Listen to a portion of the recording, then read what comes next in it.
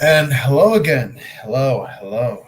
It's definitely early in the morning where your guys at. You guys are at, but I'm gonna just leave the side chat. Leave the StreamYard link at the side chat for anybody who wants to come in. Welcome back. Welcome back to the Ronin's Indoor Tavern. And today we're just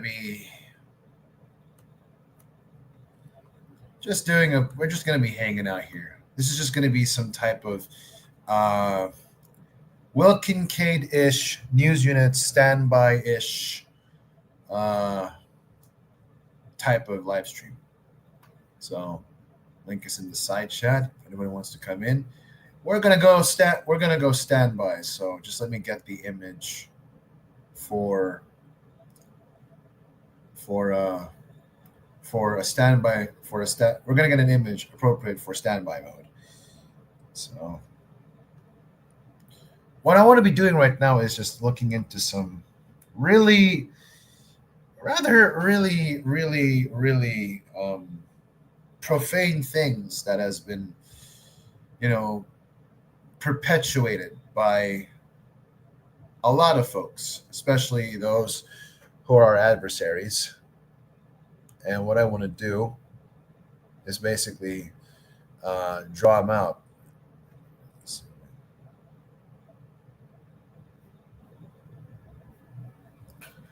we're just going to go in standby mode.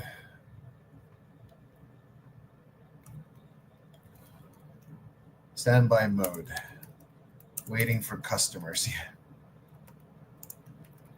Waiting for customers. And I'll put the right. All right, standby mode. Waiting for customers. All right, so we're gonna put this on standby mode, and we're gonna show you guys that we are open for business. There, and we're gonna put this on.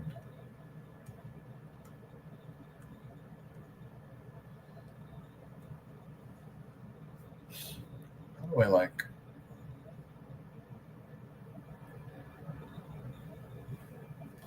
How do I make this full screen?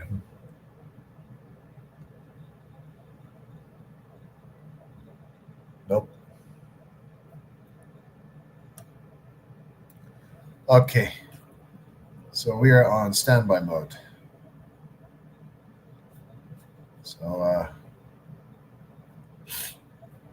exit this. All right, we are on standby mode, ladies and gentlemen. Soft opening is open for business. Oh, morning business rather. I mean, we normally don't take the sakes and the beers out during this time, but if anybody wants to come in, link is in the side chat. If you want to come in, it's pinned over there. I'm just gonna kick back and chill out. I had to go back and after my cooking stream, I had to go back and wash the dishes and everything else. But everything's clean now, so I guess I can finally chill. So yeah, just if you want to talk to me, I'm right here.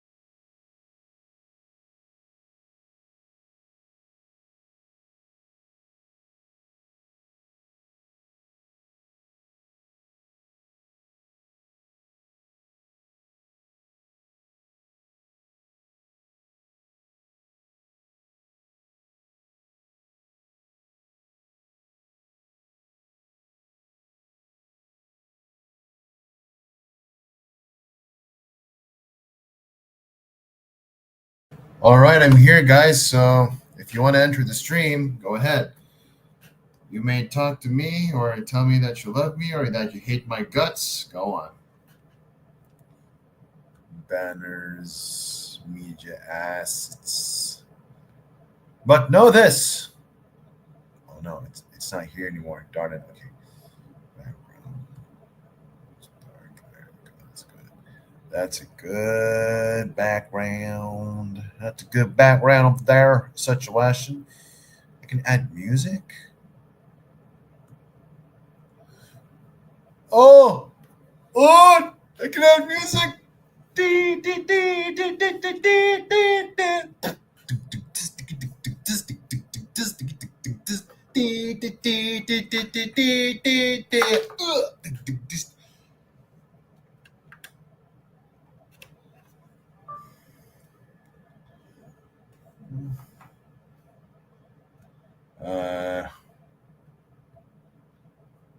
Music.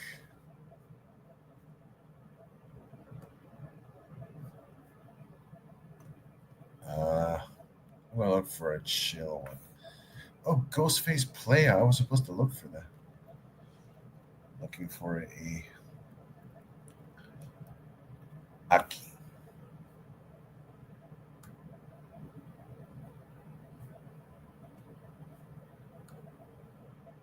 Thank you. Just saw the link. I wanted to see how you were before we climb into bed. Hope you're well.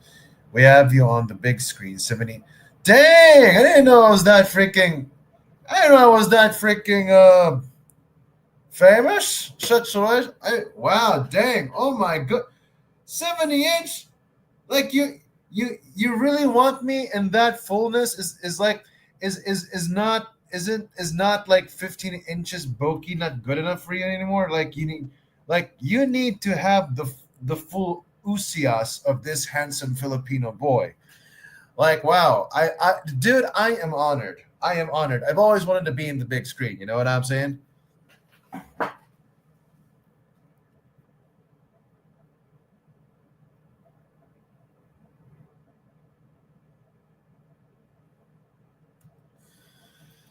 Hold on, I'm typing to someone.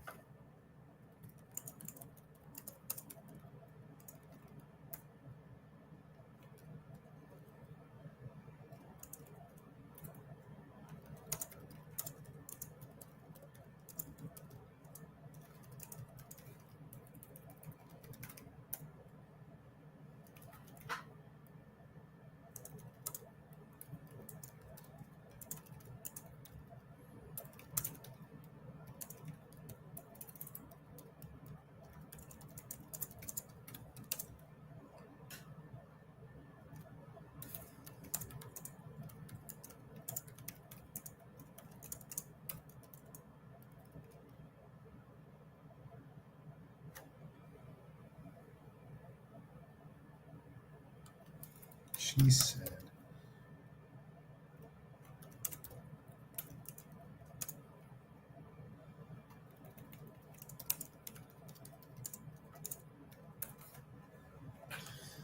"Oh man, well, you're usually on the 20-inch monitor. Yeah, that's true. I am also in a 26 monitor, but 70 inches, my dude, man. What do you think I am, Clint Eastwood, or am I Sean Connolly? You know, it's like I am Sean Connolly. Like, very nice to meet you, Shepard. Shep, how are you? And your lovely wife Nikki over there. Yes, she's welcome to watch the show as well. Yes, I have that voice, which has the same effect on women as a French accent has on a man. I don't know. It's just very nice to meet you, very nice. How are you? All right. Standby mode because the news unit is missing. So right now I'm the one that's going to be doing all. I'm the one doing this moniker right here. So again, if anybody wants to come in and join, link is in the side chat. You come in, and yeah, there are like a few clips that I want to play actually. Let's see. If Guru's watching, I'll play a Kirgi video. Can you guess the meaning of my new profile picture? Hmm. Is that some kind of white crow? Oh, you know what? Fine. I'll do you a solid. Hold on. Since we're all about birds in here, let's see. Oops, not that one. Well, avatar situation. Wait, I wonder if my music is uploaded now. Can I go? I gotta go give it a look. See.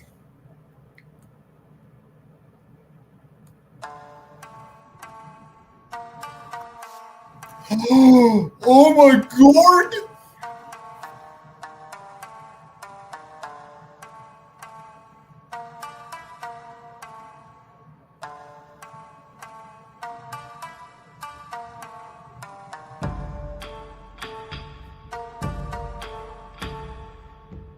Oh, I can add music now.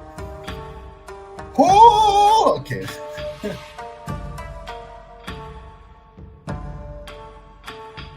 The Iroquois believe that White Crow is unexpected wisdom. Oh,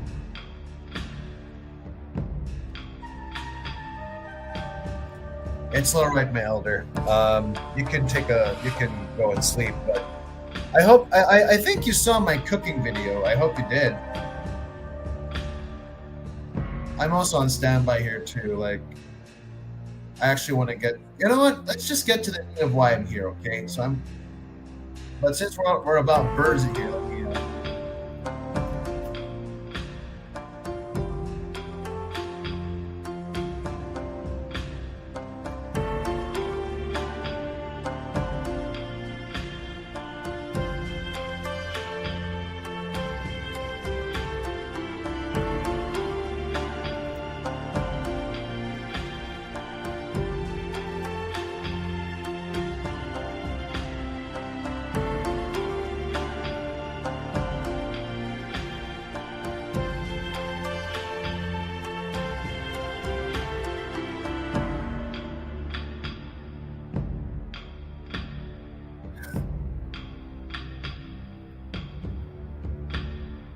Man, these things are scary too.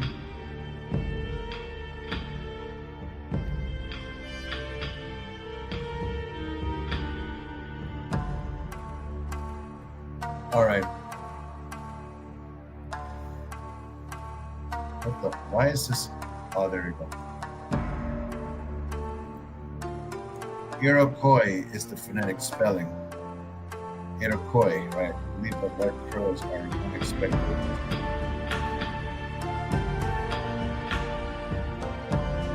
Greetings, my elder. It's okay if you don't want to. I'm just gonna go into the meat of why I'm here. First, we go to your channel, and then we're gonna be talking about a massive failure of one who just tries to basically ruin everybody else.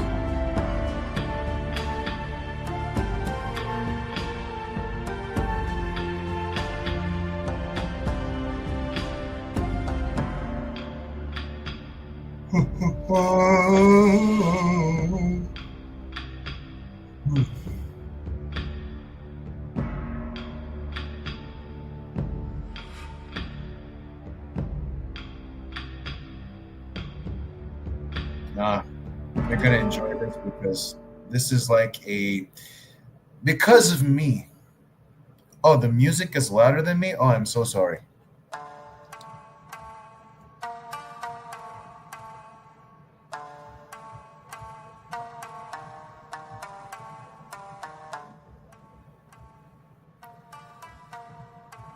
How's that? Is that even better?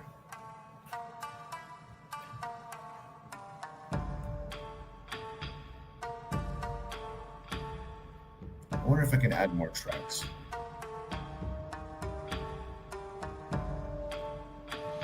I wonder if I can add more tracks before we get there.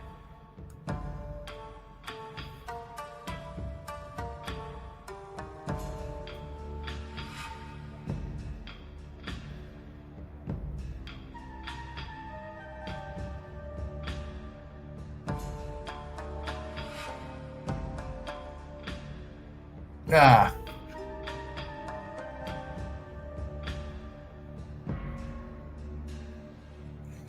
Bit rush.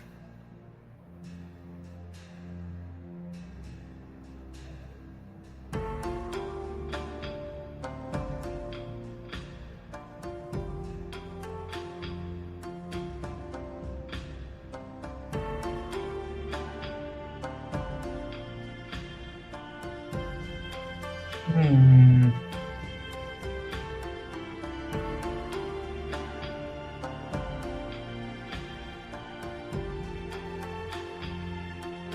5 for fighting. It's not easy. Oh, I can't stand to fly. Na na na na na. I'm more than a bird. I'm more than a plane. It just go very much. The Saturday, the sun is a bring me. That's the stuff.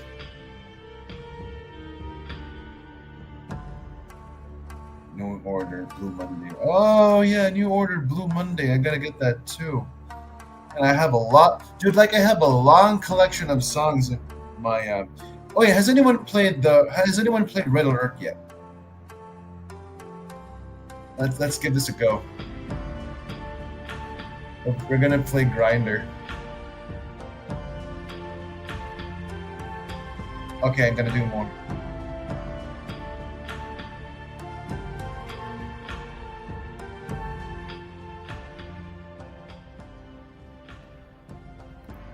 How about now? Is the music and my voice balanced?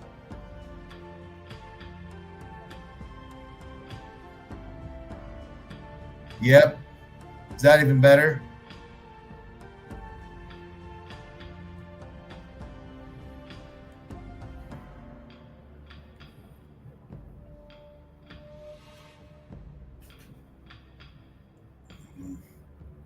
Okay, cool. Now I'm just gonna be here at why. I'm gonna be here at the meet as to why we're here. So now that I got my audio just right, I'm gonna now open this. We're now in the comments section, in which now this was at the time of the TTOR and Smokey Saint segment situation. And if you take a look, see here, we have like an astounding amount of comments. Like it's one giant comment chain. Like if you take a look at this, like this wasn't 135 before. That was like about 154. But then the great samurai, but the great samurai saint comes in into the fray and then gives the business to uh, whoever is the guy that's larping as GY6. No, I mean as Dave Connell.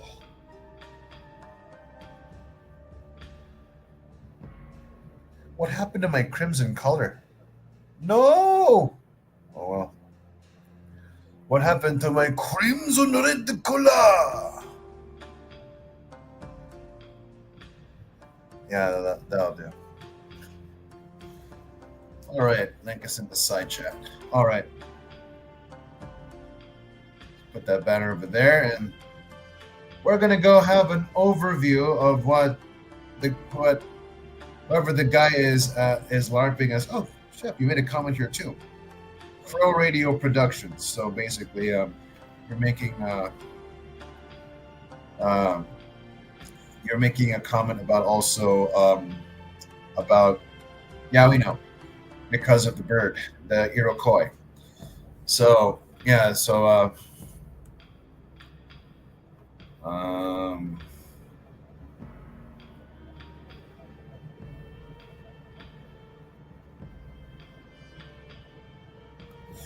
okay, I'll take this image instead. Save image as save image as, because you know we're doing birds now. So hold on. So what the save image? Yeah, right. Boo, boo, boo, boo, boo, boo, boo. This is a tengu bird, as you can see here. Now these tengu birds were actually martial arts experts, and they were also the mythical creatures of mischief, where where they were the ones who guarded monks during their meditation against bandits and threats. So, yeah. Anyway, so here we are. So hold on. Well, well. I mean, way to go, Shep. I mean, the guy who is larping as Dave is larping as David Connell hasn't even responded to you. You probably make a decent point. So I mean, he's gonna say it. I think you made it, not I think you did. You did made a decent point because here you are saying, I think it is hilarious that this person, David Connell, thinks that if a female is under 18, then it denotes that a man is a PDF file. When just about every state law says that a 16-year-old can give consent. Yep, like it doesn't make any sense. Like you have, so these guys believe that anyone below 18 is anyone who gets with a girl below 18 is a pedophile. But then we'll have state laws that says that 16 years old can have consent. 31 states to be exact, and this does not include states where parents can give consent for the child. Hmm, maybe the state reps and lawmakers have it all wrong. Of course, I agree that kids that young should have better things to concentrate on other than who they will screw. But let's keep it within the parameters of the subject, which is that 21-year-old man had a relationship with a 13-year-old girl, which by the timeline could never happen with the birth dates provided. There is nothing more. This is nothing more than yeah. The birth dates provided does not make their case viable. Like their methodology, their analogy, and their syllogism, whatever. Um, there is no. It's not sound. It's not substantial, given the dates run contrary to the core usias of what they're trying to present. So it just doesn't make sense. I'm gonna make the music a bit louder. Yeah, by 25. There you go. It really doesn't make sense.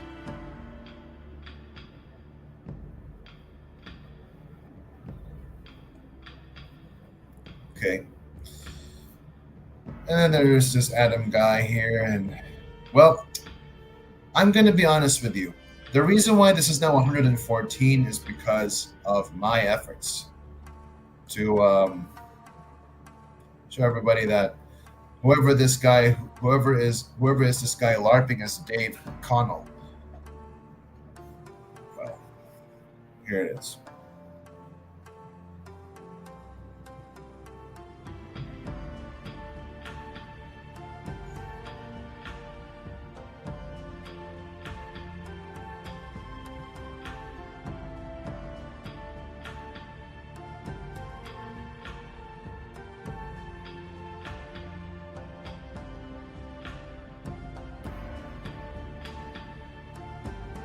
Oh, Kafka! I forgot that the Kafka trap. Yeah, because David Connell is always like, "Well, what about you? What about you? What about you? What about you?" Right?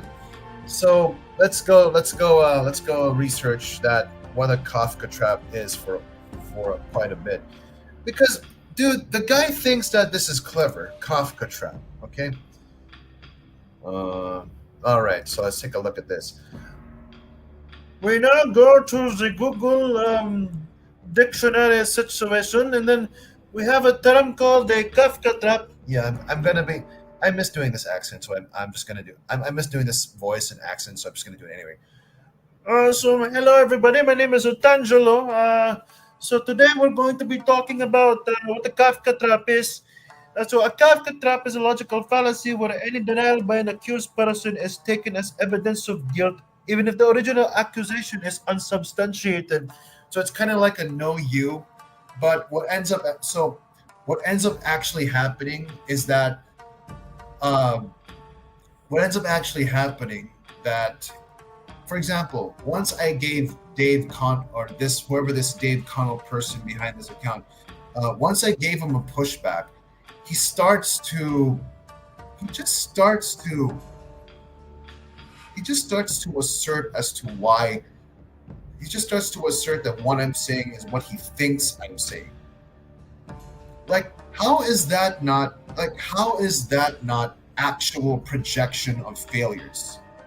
Like he repeats my points and repeats my dialect and twists it as a way to weaponize it against me. Like he's like a 10-year-old dude. Like he just takes what I said and then he just grabs it and says it back at you. So whoever you are LARPing as the David Connell guy, you really are some stupid fuck, really. Yeah, circular argument, unfalsifiable argument. Yes. Unfalsifiable. If it's not unfalsifiable, then there's no way they can. If it's unfalsifiable, then he's just looking to get a way out of it. It's a circular, unfalsifiable argument that ensures the accused is trapped regardless of their response. The term Kafka trap is inspired by the novel The Trial by Franz Kafka, where Joseph Kafka is arrested and charged with a crime, and any attempt to deny the charges is twisted to prove his guilt. See? So that is why I said to him later in this comment section that he won't accept any evidence to the contrary. So he's fine with using the Kafka trap because guess what? The Kafka trap is fine. The Kafka trap is not fallacious. You want to know why? Because it's not me because, it's Smokey, Boki, and everybody else who's going against this guy are the ones using it. It's okay because, it's not me as using it, it's Boki. But I'm not doing any Kafka trap. What I end up doing is actually I just basically work with what he gives me. So here it is. The Kafka trap card pulled up when you're out of arguments, Dave. Dude, you had no argument to begin with. You basically just ended up whining like a Karen on a Sunday, looking for some tampons, and when they figured out they ran short, well, you lost your fucking mind. That's basically it. Then I ask him here, so have you taken your pick yet? See, this is what I keep asking the morons who perpetuate on this one. Now, I don't have exactly direct evidences. Like, I'm pretty sure my elder and Will and the lawyer they share is only available for them, which I will not obsess in getting. However, what I can do is criticize the methodology that they have going on to say that, this Josh character seems to both smoke the same. Therefore, it seems to be, so we got the guy. Even when they're referencing a bunch of other identities over and over and over and over and over again. So they clearly have no idea or how they're able to pinpoint accurately which of the who Smokey is. Heck, they can't even choose or they can't even be certain which of the Josh characters do they want to go with. So it's really just freaking stupid. It's just emotional leverage. All of this to satisfy their hate. Or more likely, because they need to protect their reputation as someone that can be taken seriously. Because if they're going to be honest and if they figure out that they were wrong this entire time, then people are going to think, oh, well, you know what? You've proven yourself to be an idiot. Maybe I shouldn't be hanging around you. They gain no relevance. None. So we go down here further.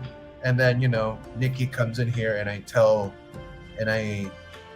David Connell to stop talking to Nikki. I am here now, you LARPing cowardly son of a bitch. You talk to me. Don't talk to my sister in Christ. So your friend's story becomes the excuse to downplay real conviction with a signed plea bargain. See, this is what I keep also going with them. Like, now let me ask you something, you idiot. What if I started writing something and said, oh, it's true because it's right there? Like you're literally just looking for an excuse to have no confrontation against what you assert whatsoever. That's literally the Kafka trap. There's no discussion that can be made. There is no exchange of information that can be made because you want to know why you do this Kafka trap. It's because you want to validate your delusion. Why? Because if you were to be honest, which you clearly aren't, you prove everybody that you can't be taken seriously. So keep going. Still role playing as a samurai Goki. No, look, listen. I may never be a samurai, but I can learn to live like one. From the old tale of Gosako, who was just a farmer. Now, mythical, well, it's a myth, but it is to inspire. And the old tale of Gosako, the unbreakable. He was just a lowly farmer, but then somewhere in the wilderness, a samurai spirit cries out to him. There he finds the body clad in samurai armor, and the armor was still fresh and it's still beautiful. When the Red Hand bandits came into the island, torturing everything, then Gosako donned the armor and tried to fend off the bandits away. Death was around the corner with Gosako, but with the samurai spirit, impressed with his bravery, his sword was guided until every bit of the Red Hat bandit was cut down. This just goes to show that from the lowest peasant up to the highest noble, anyone can be samurai. Because a samurai is not defined by the armor he wears or by the nobility he has or what the royal blood he carries, but by his actions, for what he stands for. So I'm not role playing here. I'm learning how to live like one. Exactly. Kafka is like predeterminism. No matter what you say or do is futile. So he's literally just trying to, in such a way, he's literally just trying to degrade your credibility because lest anybody be convinced like, yeah, this guy who's LARPing as Dave Connell is full of shit. We're not going to listen to him. We're not going to listen to him. He's just like a 10-year-old that just takes your insults and throws it back at you. It's like, what? Who cares? If you say that I am this, then it's 100 million times back at you. You thinking yourself clever, oh my goodness.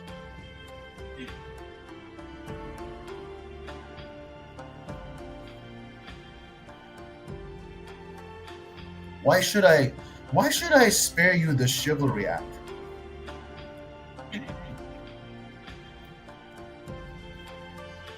Why should I spare you the chivalry act? What? You don't like it when? Okay, so first of all,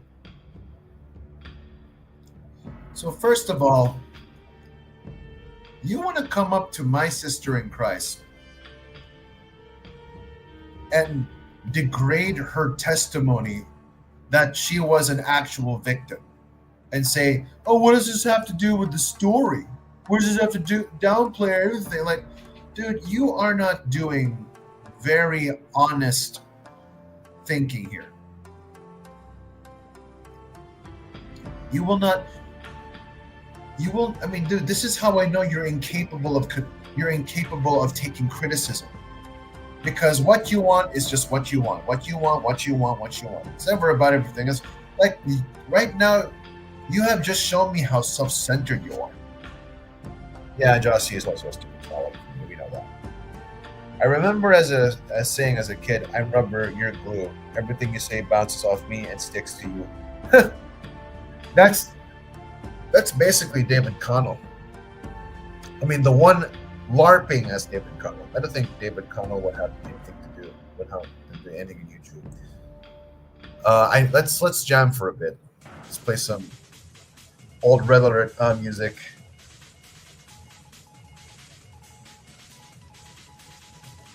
And watch David Connell in case he gets destroyed.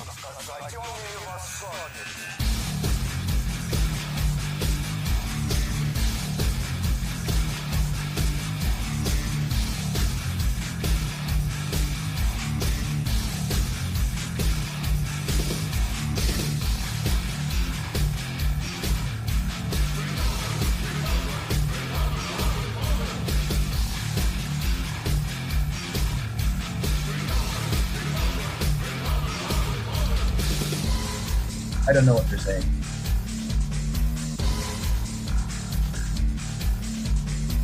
Yep, that's the difference. Nikki was an actual victim. Now, we're not going to be, throwing Nikki around. I mean, okay, let's not. We're not going to be doing that. Because even if we don't do that, we know that Satori is actually a lying bitch. And by the way, it's not Satori, it's shit Tori. Because you know what? I honestly have no respect for that filthy lying bitch. I mean, everyone in the ass cult was like, "Oh, show your face, Smokey, and we'll believe you." But Satori never had to show her face, and then they believed her in a whim.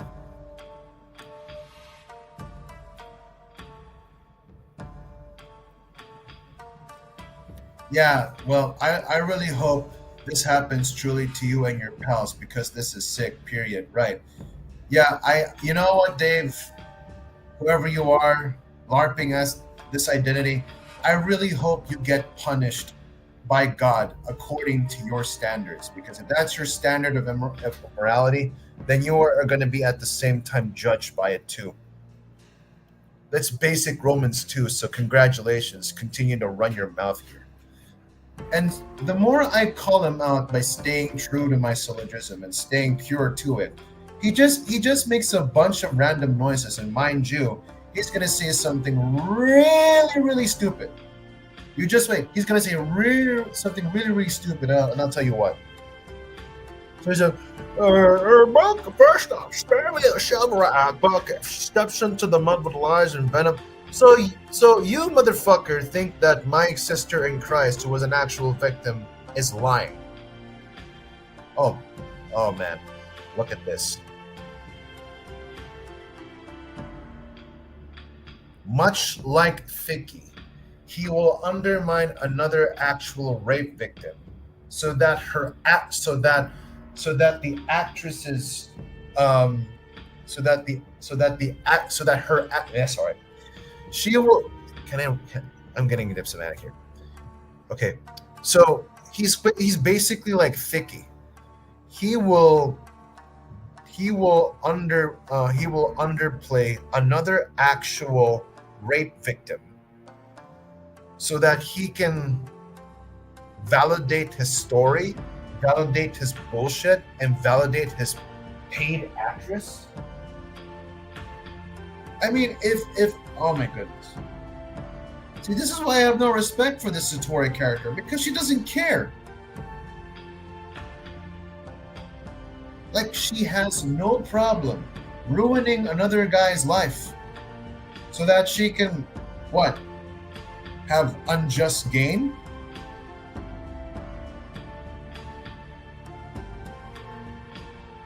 That is really stupid. Anyway, let's keep going. And he says, "Oh, you're just having blind loyalty." Well, according to him, Nikki, if I'm having blind loyalty, I'm just having blind loyalty towards you as well, and everyone in the freaking cult. And this is what I ask him. This is what I tell him. So, first off, you leave my sister and the Lord alone. Second, can you elaborate if she was even a real victim? What evidence or justification do you have? You do this because, God forbid, in your case, there will be evidence contrary to what you assert. See, this is in a way, this is how I showed that the guy is just using a Kafka trap. And then look at this. He deflects by just going back to the registry because that's all he has. And if he's gonna say otherwise, that this others that we, I mean, look, put it this way: if he's gonna say that he appeared in the JLP debate or the Sister Sunshine debate, then tell you what, if he's gonna stick by them, he will lose leverage on the registry identity, or the Mecklenburg identity.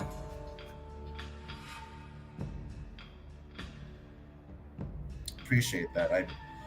Let me say this in Japanese. Katachi kenai koto desu. I always strive to be worthy of such a commendation. But anyway, so I can only hope to live to your expectations, guys. Really, I really hope.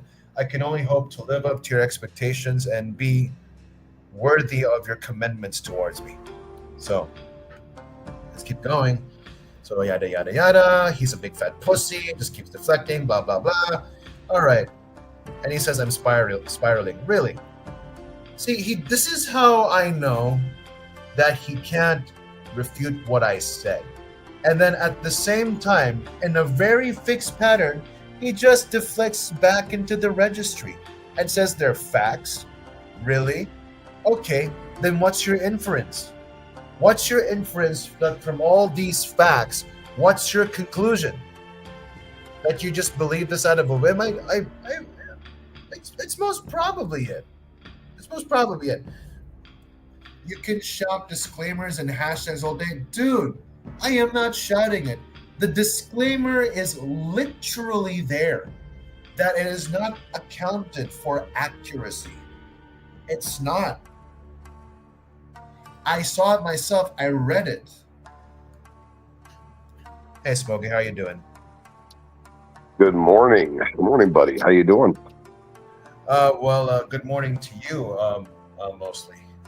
It's probably like 2:44 a.m. in the morning for you there.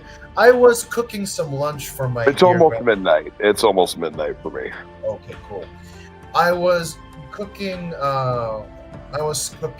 lunch for my lovely grandmother, and I washed the dishes and everything's hunky-dory in here. So I get to stream whatever I want to stream by first showing what type of idiot this LARPing motherfucker is by going to a Kafka trap, and then just in a fixed pattern just goes back into... They just deflect the same way. They just deflect back into the registry, because if they're going to claim that they're... Well, clearly because of AI facial recognition. He said this actually. Clearly because of facial AI facial recognitions, they're all the same person. So if I say that JLP Smokey is also Smokey, then the registry Smokey is also Smokey. I mean, I don't know what AI they're claiming that with or anything. Thicky used to say something similar too. He's like, "Oh, I put it through facial recognition or some shit like that," and he never provided any evidence of it. So it's usually just bullshit they're making up. Oh, Smokey, he did provide evidence. Did he? Yeah, he did. Well, what he did was take two of the same pictures into Microsoft Paint and started drawing circles like a fucking kindergartner pretending to be Sherlock Holmes. Yeah. No, I do remember that. I remember when he was editing the pictures live, on air in Photoshop. Be like, well, if I just move this a little bit here, and I just change this a little bit here, and now look, they're identical. He's such a fucking... I can't believe how retarded people were when they were watching that and being like, yep, sure, Thicky, yep. Definitely looks the same now that you edited it to look the same. Yep, must be the same guy. Yep, sure. Dude, that doesn't make sense. If you're gonna claim that of all the Josh characters, you're gonna claim okay, this is it. This is really it. This is the Josh character we're gonna use. And then, okay, it's not working. Let me just go to Photoshop and Microsoft Paint to make my point. It's dead on arrival, dude. And this guy LARPing as David Connell, oh man, this is gonna be rich. What you will witness here, Smokey, in the See, here's the thing. If they're so alike and they're so similar to where you can notice it, then you wouldn't need to edit the videos. It's just that simple. It's just that simple. You wouldn't have to edit the photos to make them look more alike if they looked enough alike. So it's all fucking horseshit. It is freaking horseshit. In fact, to the point where, I mean, they're spewing bullshit with the mind of a 5-year-old, saying oh, well, clearly one of you stole my cookies and your hands look the same as my dad's. What the fuck? What the fuck? By the way, shit? I really have to say I love the vibe in here. It's totally reaching out to my younger late teens, early 20s, fucking weeaboo fucking shit. You know what I mean? I guess this really just hits on all the right chords with me. This little fucking thing you set up here. I'm kind of liking it. Yeah, well, honestly, I am learning how to live like an actual samurai without being without making another samurai my personality. I actually read The Way of Bushido when I was in high school, like many years ago. I remember reading the lifestyle and the philosophies of the samurai and stuff like that. It was actually very interesting and a very interesting culture. Yeah, because death was always around the corner for them. So I also want to show you. Well, something that death was never feared. It was even embraced, as if an inevitability, part of the closing of a loop. It's not like their association with death is very unique from most other cultures. It's very interesting. Yeah, I mean, and it could be any kind of death. Could be the physical death, spiritual death, or death They say to something yourself. like there's some saying from some samurai or something like the one that goes into the battle. What was it? One that goes into the battle believing he will live or afraid to die will die, and the one that goes in Oh not yeah, fearing death will live, or something like that. You that was know. in my gi. Like before I would wear, the thing is, before I would wear that white gi of mine with that And inscription. they even talk about the essentiality of treatment of family members and women, and how it's honorable, to treat women a certain way. Like there's really some interesting, like kind of like, I don't know, like higher ethics and morals in it that are really interesting about like the possession of power is not the license to use it and things like that. It's really cool. Yeah, it does. Actually, it's, you know what, you're right. It's like It's a very balanced, tempered type of, almost stoic type of life, that the samurai were cultivated into. It's very interesting. except it's more on, because if you look at the stoic philosophy, they say that the man himself is the sculptor. But Right. if you go to like samurai literature, um, there is a quote that says, "Comfort is quick. I mean, burdens are what shape the strength of man." So, stoicism is like, it's a more personal thing, but when it comes to samurai philosophy, it is service towards others that mold your character. Like Right. it's that, like it's never about self-centeredness. Like you always put yourself aside to see to the benefit of everybody else. So that's a good way to live. Like, like, well, I rather not do this, or like everybody today, like they're just looking to gain something, even on short term. But in my case, if I in my case, I'm encouraged to see where certain things will lead to if I do this, even just this one little thing. You know, So it's funny, but the Bible is our most valuable literature as Christians, but you know what? It yeah, doesn't mean it's the only valuable literature. Like, it's not like it's right. I mean, it is the prima, it is the supreme, but it's not the only. And there's lots of things out there. Like, you can even be amazed that even some of the cults, despite their nonsense, they can be a broken clock and they can be right twice a day. They can get something right. There's something many times, even in completely, ideologically bankrupt literature, sometimes they stumble upon something brilliant. And even Islam has a few, oddly enough, some things that Muhammad said, which actually were kind of wise, but not that they were even necessarily his. They may have been heard from somewhere by him, because he was a notorious plagiarist. But Right. but in any case, still the things that are written down, it still can't be right, twice a day. So Mhm. some of this literature, and especially like from some of the ancient Near East cultures, or the ancient Asian cultures, these are areas with historical records stretching back, very long. The longest chains of unbroken history is really the Jews and the Chinese. So these are the Ooh. cultures that have been around for ages for us to kind of look at and see, what really humanity is filtered down into, and where we came from some of these ancient cultures, and the way that ancient people kind of saw the world. And I think integrating that into your knowledge base, I think, is really, really important. It really gives you a different, deeper view of humanity, I think. Yeah. This is what I keep stressing also in my videos, that I'm an eclectic. Okay, I do not I do reference some secular quotations like Paul would, like he referenced Platonism to Sure, try and sure, paint a yeah. picture, Well, or even John in the first chapter of John is referencing the Greek philosophical idea of the telos, the word of God, the spoken actuality of the essence of things, like, so I mean these are things that have popped up. I mean, they will use things in Greek culture. In fact, even Paul, talking about the length of women's hair and their hair being covered and stuff like this. This is all language from the day and age of them, when they saw hair basically as a sexual organ. This is so like clearly there are integrations and considerations of human culture throughout scripture. It's stupid to ignore that. right.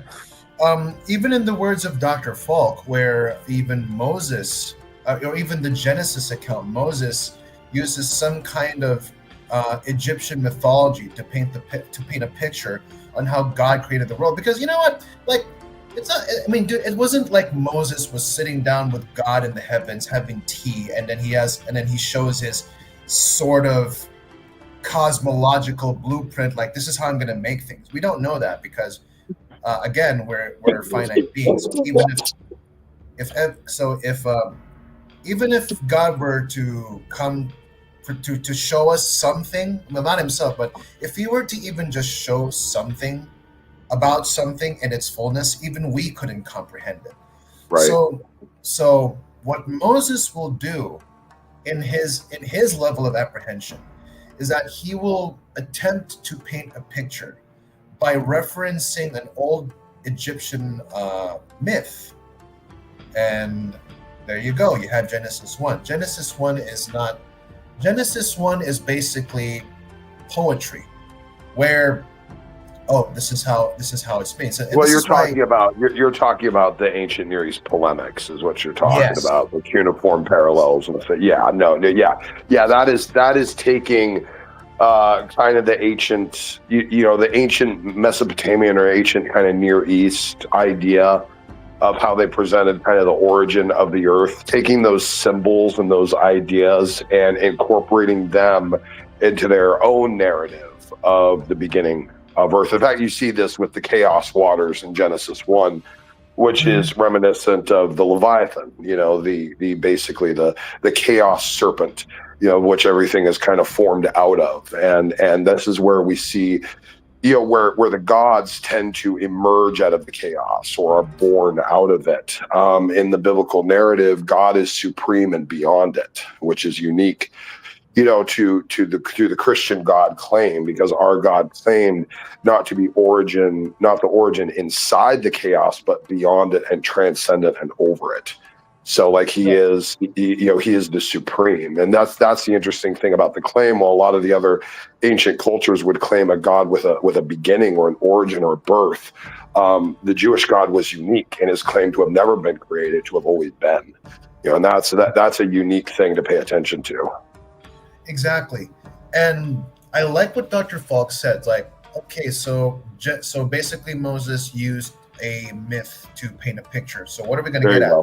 Well, he basically said this was beamed into the mind of Moses, divorcing it from its Near East culture or cultural understanding at the time, just to simply paint a picture. Like I could like, hold on, let me show you this, and I'm pretty sure I said this in your video too. So what I could do is basically I could take this, the Goren no Sho, and I head to the Book of Earth. And then it says here, I'm not sure if you can see it. Barely.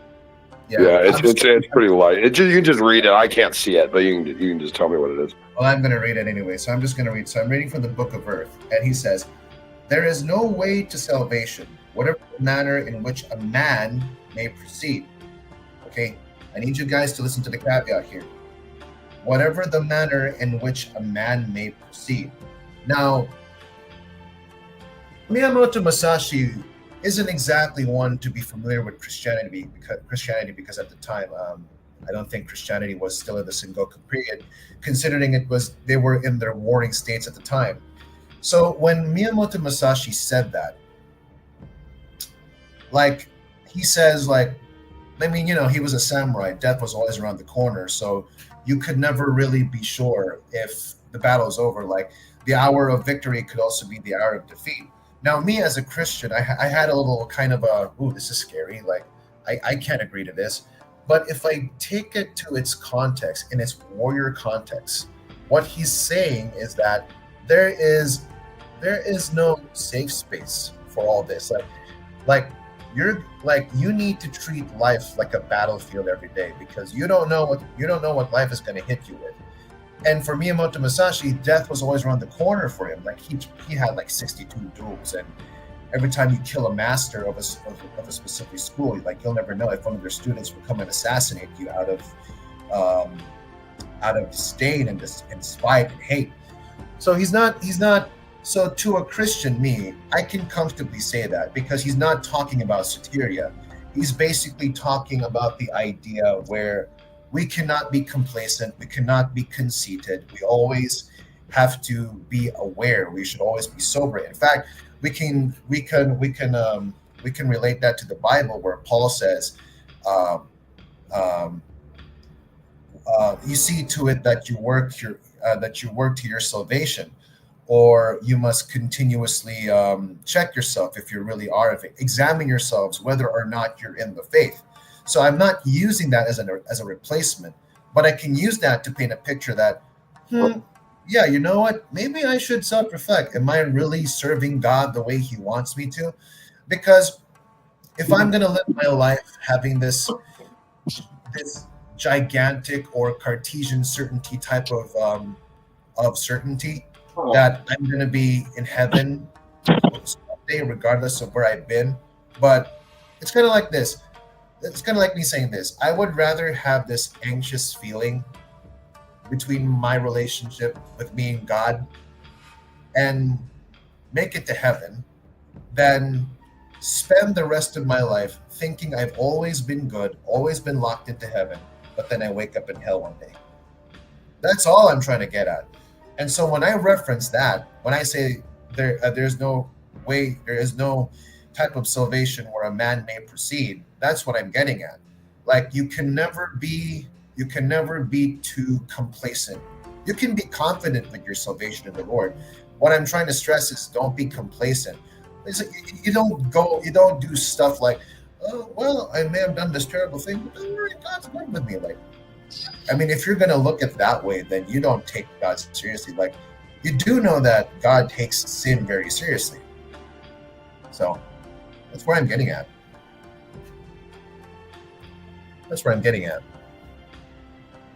Yeah, I'm there with you. Yeah, and I think you can even stretch the idea of just, a warning of diligence into, the idea of the spiritual realm.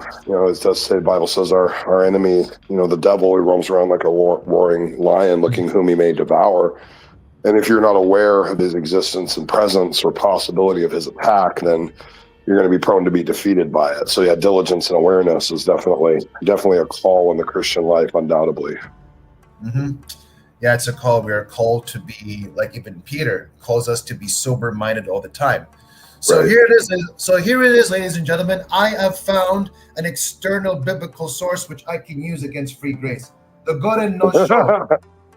The Goren no Sho, made by the famous swordsman, and along with it, his diss track and other styles. So you know what? I'm going to make a diss track of my own too, about other soterias, starting with free grace first, because they're unaware and lazy. That's why they always get devoured, thinking they're always okay, and they all do all kinds of disgusting stuff. But anyway, going back to the topic of the situation over here, we have to look at the man who lapses David Kono, the motherfucking idiot. So here it is, Smokey. This is the one thing that checkmated. This is the one thing that made Bill definitely checkmate himself. He takes all of the identities, puts them all in AI facial analysis, and then what does he get? the biggest lie in the entire comment section. They're all the same person with 99% accuracy. Like what the hell are you smoking? You mean to tell me that a guy with a longer facial structure is the same guy with a more pearl-shaped facial structure? So when they land on my point where all of those identities are you really don't know who you're looking for.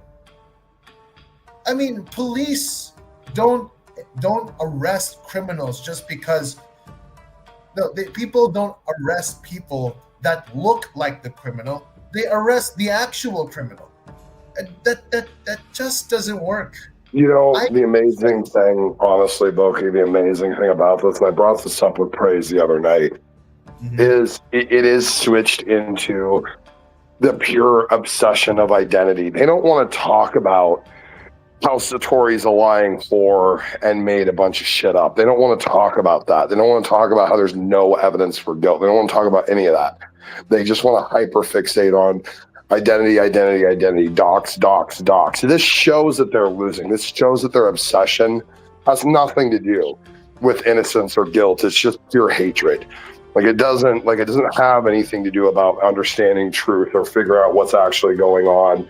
It's just a hyperfixation on justification for hatred. It's why these people are frauds. Free gracers are not Christians.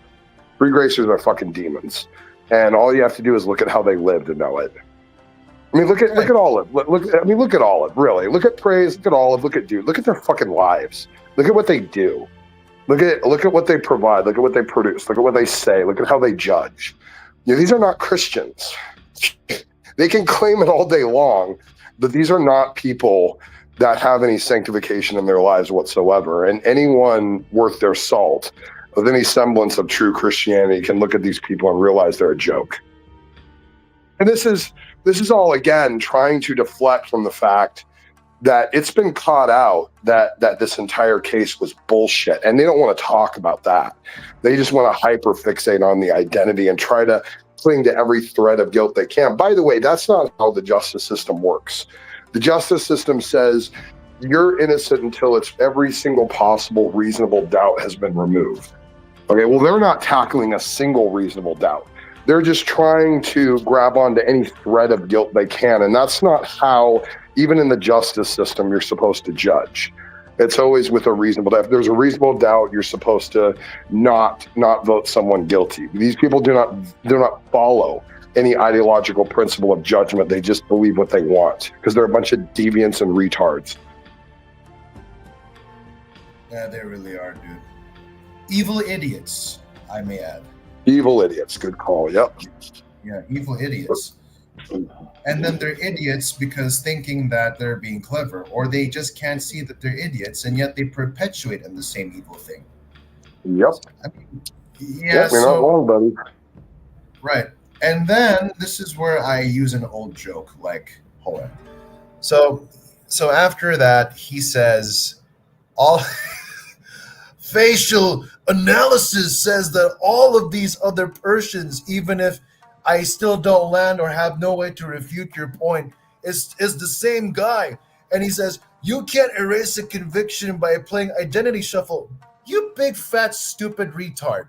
You're the one that's playing identity. You're the one that's playing identity shuffle here. You're the only one that's trying to connect those people and saying, oh, all of them is you. All of them is Smokey. Dude, whoever you are LARPing with this guy, with another guy's name, whoever you are, I need you to go and touch grass because apparently you're dumber than Nakasuchi. Because he's the same guy that believed in facial recognition. Which, by the way... this Dave Connell is probably Paul, Dude, or it might be GY6. It actually, Ryan said it was GY6, and it actually kind of sounds like GY6, so I think that probably might be true. But Smokey, I'm going to tell you, I'm pretty sure you went through all of this, so I'm asking you. You honestly think that the guy LARPing has got David Connell is getting irritated by what I say? Yes, yes, very irritated. Yes, I do. Yeah, because I mean, if that wasn't the case, we wouldn't be having a 135 comment chain. You know what I'm saying? I agree with you, buddy. Because he can't let this go. Oh, he And can't look, stop. Yeah, he's obsessed. It's like And- some sort of weird, like retard sickness. I don't know what it is. yeah, and now he starts threatening. And the moment he gets way too irritated, he starts threatening me by putting out my names. Oh, that's then that definitely is a Brian Davis thing, UI6 thing to do. So yeah, probably. It's a very GY6 thing to do. He did it to Guru Lady. He did it to Ryan. He did it to Shep. He did it to Nikki. Hell, he probably did it to Veckel as well. I actually think GY6 is an atheist. I don't think he's even a Christian, but he hangs around with the Freed Racers. I've never heard him profess belief in anything for years. Well, I've never heard profess. Well, if anything, if he is hanging out with the Freed Racer, then I believe he thinks that what he's doing is okay. Like his own flavor of playing Internet Robin Hood is okay. Because this clearly isn't psychopathic type of threatening, right? But the moment he figures out that I wasn't gonna falter and still pitch the same old argument that he can't answer over and over and over again because he probably hasn't got off the Bacardi or he's still an evil idiot. Well, I'll tell you what. That is why you know what, Smokey? This is why I allow this. I will, even if it's a waste of time, I will allow this because the more you keep opening your mouth, we get utility. We know how evil you are. We know how stupid you are. And most importantly, we know how retarded you are in the sense that you have no good reasons to even be believing in this except, well, you hate us. There's a lot of enemies that have given up. There's a lot of enemies that have given up on this narrative, and there's some that are starting to falter on it as well. And then there's a whole bunch of them that are just refusing to comment on it, kind of trying to see how it shakes out. And the thing is, they are losing, Boki. They are. And these outrages, like what you're seeing here, is the proof of it. They're losing. They are losing. I mean, dude, they're so desperate that now they're just making fun of my samurai moniker. Like, okay, fine. I will never be a samurai. Could you actually please refute the syllogism of whether or not you got this guy in the corner? Can you do that? Something more but ad homs and all this other bullshit. And then look at this. This is where I actually catch him. He says, hold on. This is what he said. Okay, what's done with your Filipino ass is that AI facial recognition with 99% match across mugshots and videos. Oh, the retardation, my dude. It's unbelievable. That's not confusion. That's confirmation. I know. Thicky drawing circles on Microsoft Paint. Yeah, really proves a lot. Yeah, sure. There's your facial recognition. Yeah, great. Dude, that's like insincerely giving a 5-year-old kindergartner a pat in the back by saying you did a great job, but in your mind you're like, you tried. The rest of us are. I will cling to the fact that if all these guys look so much alike, then Thicky wouldn't have had to edit the photos. The fact that Thicky felt the need to have to edit the photos tells you everything you need to know. Yeah, he was trying to investigate. And this is where I put up an old joke. When I asked him what the facial recognition program was, I asked him, is the facial program called Thicky.exe? What the Thicky.exe. By the way, .exe usually are viruses. So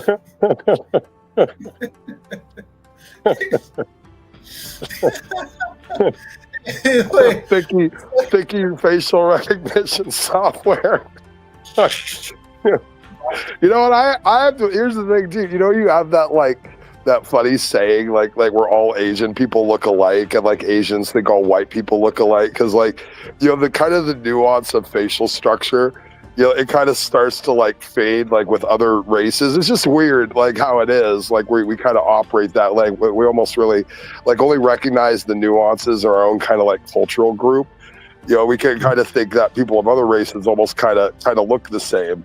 And Thicky, I think, is kind of going through that. He's kind of in that realm of like, well, all white people look the same, and so he could just kind of make the case. I wouldn't trust Thicky's facial recognition for shit. Like it's ridiculous. Oh wait, dude. You know what? You know what other character that used to say that because he didn't like your guts because of certain words? That would be Larry the Robinson. Larry the Robinson. Mm-hmm. Remember that kid? I mean, I think the kid's heart's at the right place, but he's young. Well, I don't know. His heart might have been in the right place, but his brain sure as shit wasn't. I remember who you're talking about. I don't even know if he's still around. I didn't keep up with him at all, not even a little bit. But yeah, I remember him coming in the room and bitching and moaning about certain words that people aren't allowed to say and all that garbage. So I told him to go fuck himself. I do remember that. I have that video if you want to go back. Sure, you really? That was a good one. Yeah, that was fun. I remember him. Yeah, I have that video. See, ladies and gentlemen, I am the curator of Smoky Saint lore. You are. Yep, no doubt. Yep. And you have it from the horse's mouth right here. Boki is definitely the curator, no doubt. Yeah. And speaking of horses, I do need to get software to record the screen so that I could do it either on my phone or in my laptop, so that whenever it's available, I can just do it. Like if I find something worth taking note of, I'm like, oh, okay. So amongst the many other archivists, other than Basement Dweller, I am now also an archivist for all this type of bullshit. Like, because I'm not doing this. I mean, everyone's like, "Oh, that's because Smoky Saint is your master book." Like, really? Like, what do you think he's making me do? Is he making me kneel down before him before I kiss his feet and fucking sweep the fucking floor? Like, is that what you guys think? Is that what you guys think? Like he's up there being the emperor, sitting down above me, towering above me, and say, "Boki, I have woken up, and now I want this village burnt down to the ground." Like, what the fuck are you talking about? Seriously.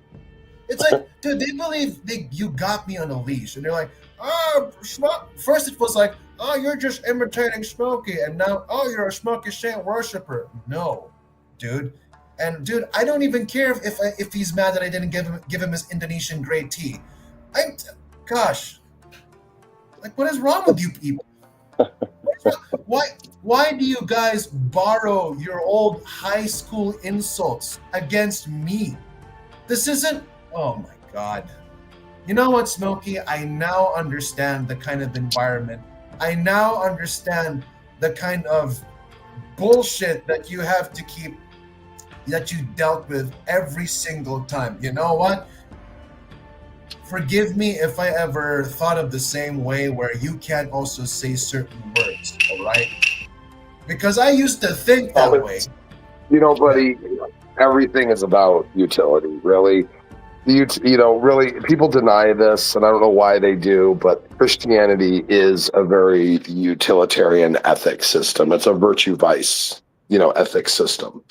And it does require an understanding of what morality actually is. And that morality is not a set of statements or laws, but a core ideology.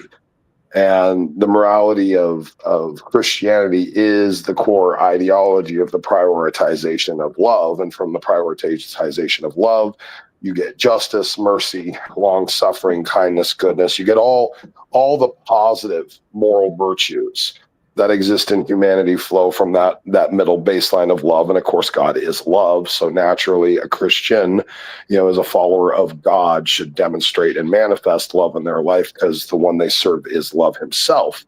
So this is where Christian objective virtue lands. It's not in the 10 Commandments. It's not in the Decalogue. It's not it's not in the 613 commands. It's not in the ancient, Jewish, governmental structures. It's not in any of that. It's in the thing that inspired all of that. And if you can't read between the lines, of the essence of Christian morality, you're going to be as confused as these retard free gracers. So, and that's what's happening. A lot of these Christians who really don't know what objective Christian morality it even is. They don't understand it, and they get fuddled up very easily because they'll say like, "Oh yeah, I know objective morality. Thou shalt not kill," and this and that. And then the atheist will give them some scenario where it's okay to kill, and it completely ruins their entire perspective because they just have a baby Christian view of what morality actually even is, and that's a fundamental flaw. That's a problem that people don't seem to understand what Christian morality even actually is. It's a big problem. Correct. And if we couldn't kill in the first place, I would not be enjoying a nice burger. Yeah, if you think about it, I just realized it. If you say that it's absolutely wrong to kill, then you need to put down that burger. Also, That's you cool. vegan, yeah. Also, you big fat vegan, you need to put that spinach down as well because you're uprooting the poor thing. Hi, Chef. You need to shoot me your address, your shipping address on Discord one of these days. I'm gonna go pick up a bunch of American snacks and I'm gonna send them to you. That would be nice. But I do plan to go to the States someday, so that'll have to wait. But I appreciate the offer. I really love that. Sure, buddy. Yeah. I'll get you some Fuegos and some Takis and some Doritos and all that shit. Yeah, you and I can enjoy a nice bourbon. How about that?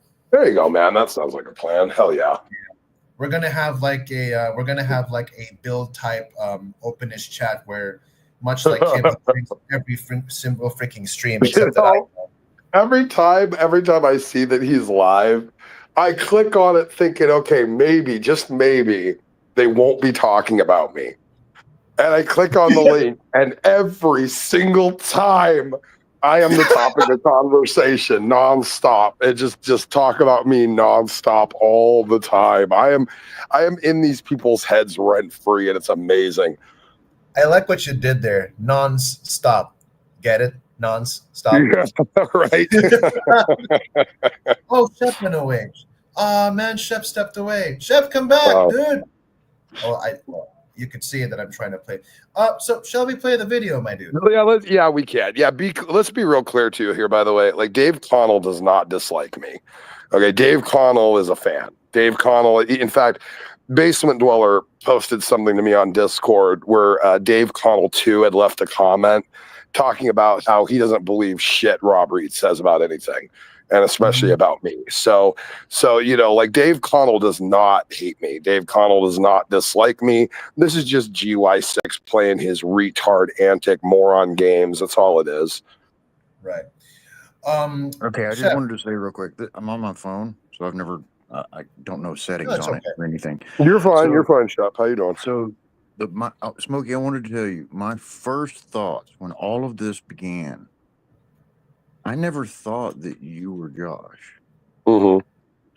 I thought that you were taking an opportunity for this Me Too movement to go, okay, this guy has similar features.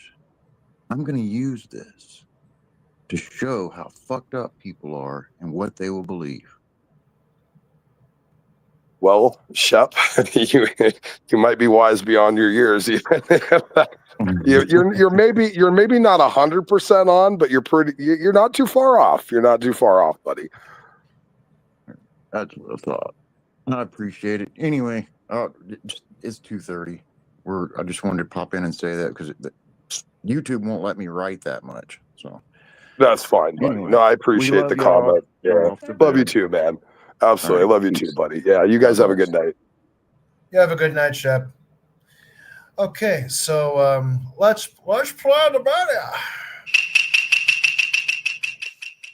video. By the way, I hope you like the idea that I'm literally trying to piss off Will Kincaid by just, how do I say this? By doctoring his old intros. Like that was the purpose behind the intros with this. Actually, I was just trying to get into Will Kincaid's skin by saying, well, Boki can basically just steal my introductory content and make something stupid out of it. So,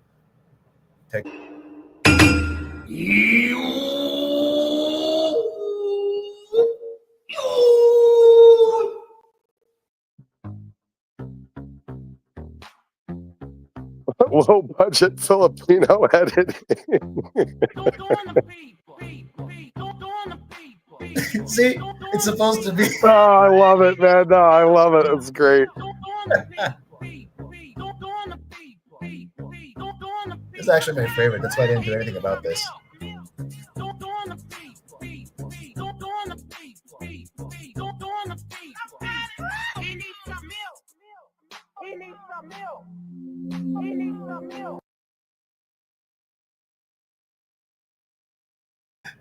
It's great. I love this. That's great.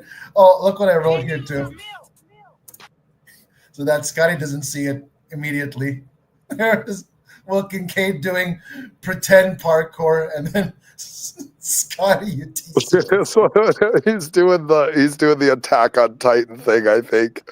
Oh, okay. So that's I think it's the Attack on Titan thing he was trying to do, I think. No wonder why the buildings are so familiar. Anyway. Yeah. My goodness.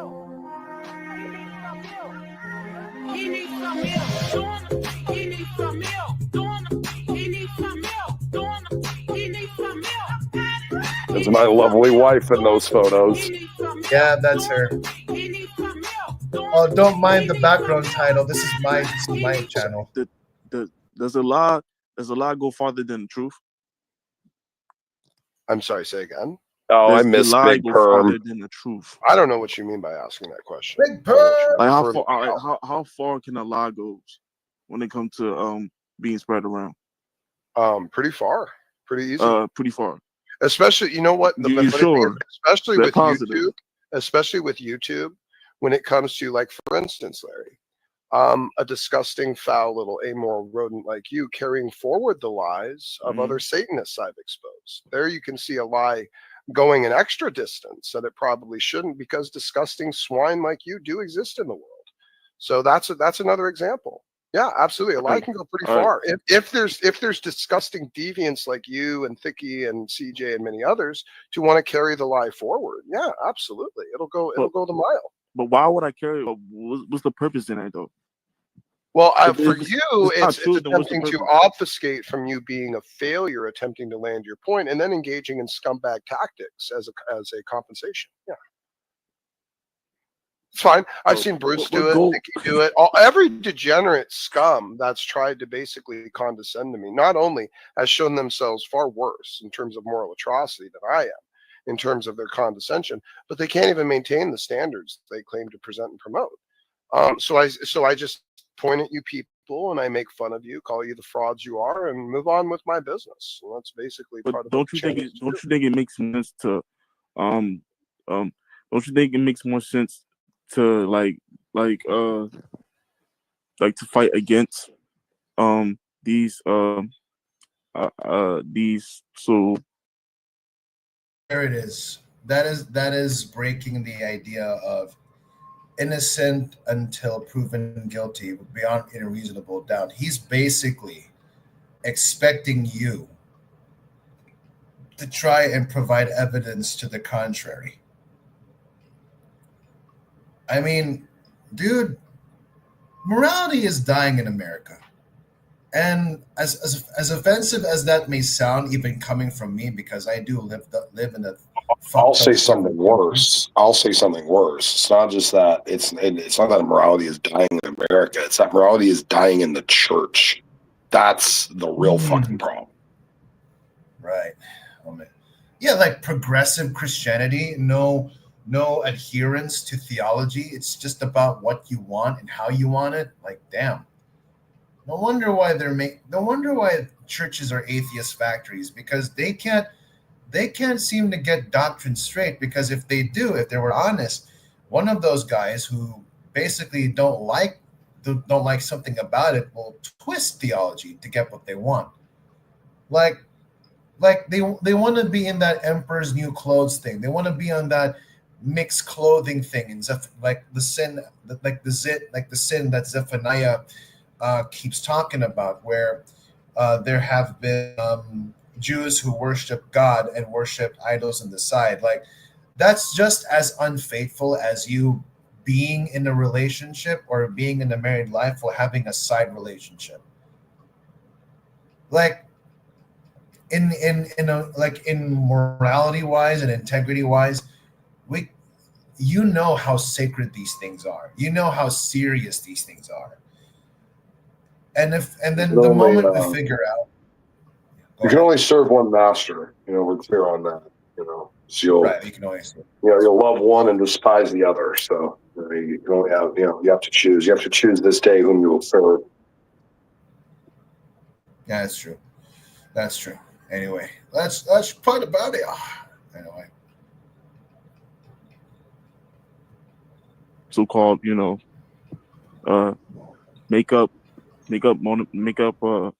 wannabes that's trying to, Yes, I shut do, and down I do with the the channel. mechanism that I feel is appropriate. I continue to expose them, their moral failings, the fact that when they claim to be Christian and trying to condescend with Christian ethics, that they're just a bunch of hypocritical, lying, slandering scumbags. And again, once I'm done with that, I move on with my day.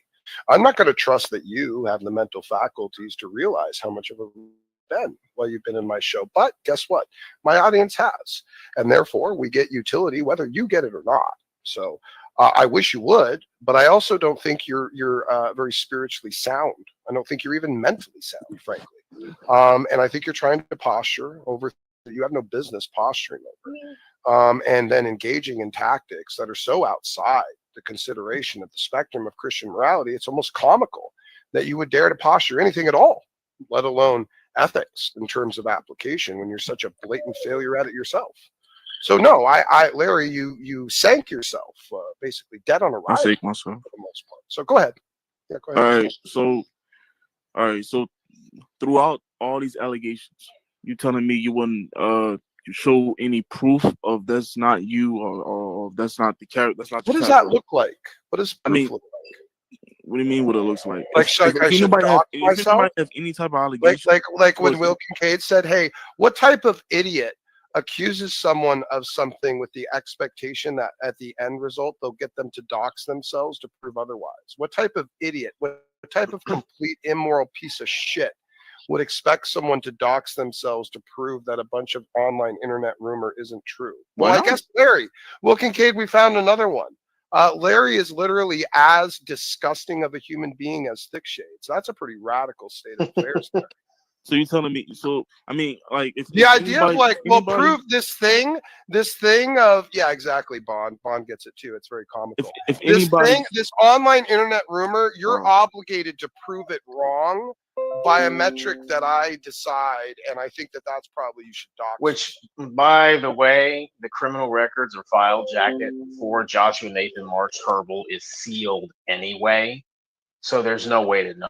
In terms of the charges themselves, there were no actual convictions, just charges. That means one can be charged with a crime in these United States. That doesn't mean they were convicted. Well, and anyway, the fact of the matter is, beyond aside from the idea of it being me just being a giant internet rumor started by a disgusting, mentally infirm Satanist, aside from that, anything inside that very case in and of itself, no one here knows about. So you're all engaging in just random bouts of speculation and slander. Because why? Because you're a hateful fraud, Larry. You're a hateful, disgusting, vile, immoral, disgusting rodent. And you've demonstrated your character by participating in that nonsense with absolutely zero biblical justification or evidence. So you're the biggest loser when it comes to this one, Larry. No, well, you cannot actually say that at all, matter of fact, because when it comes to I can't say that. I just did. And how he did, and what I was about to say that you can't say that. Oh, it's funny because I just did. Yeah, you did. And he's like, when it comes to your characteristics, now this is the great example of trying to remove the speck out of your brother's eye when you haven't even removed the ones that are in yours. Like you haven't done enough self-reflection, and apparently have removed all self-awareness to go ahead and judge another person by a metric or criteria that you deem as worthy. But I like your response to this after that one, Smokey. Take a look. How you express to when it comes to your characteristics and how you express yourself as a Christian, it definitely go against Well, you with the discussed word. in It definitely go mine. against Well, with you the word. So much like a sex offender registry that the ass cult run to, every time the Pharisees get caught in the corner with Jesus, they will always run to the law. They will always run to they will always run to the law, the 600 or whatever. They will always go back to their Torah to weaponize it against Christ, especially when Christ has caught them in the corner. This is why he had so much beef with the Pharisees, because their righteousness is basically by literature and institutions. Well, again, as you have said, is about love, like the fulfillment of love, justice, mercy. But they always run to that. They try to look for technicalities and loopholes. So basically, much like the Pharisees at the time, our adversaries do the same thing. They play these stupid semantic games. They try to weaponize kindness, that we shouldn't be mean, especially when they have done things that are not worthy of kindness. In fact, you know what? What is worthy of you is righteousness. Righteousness takes on evil where it's at. So, fine.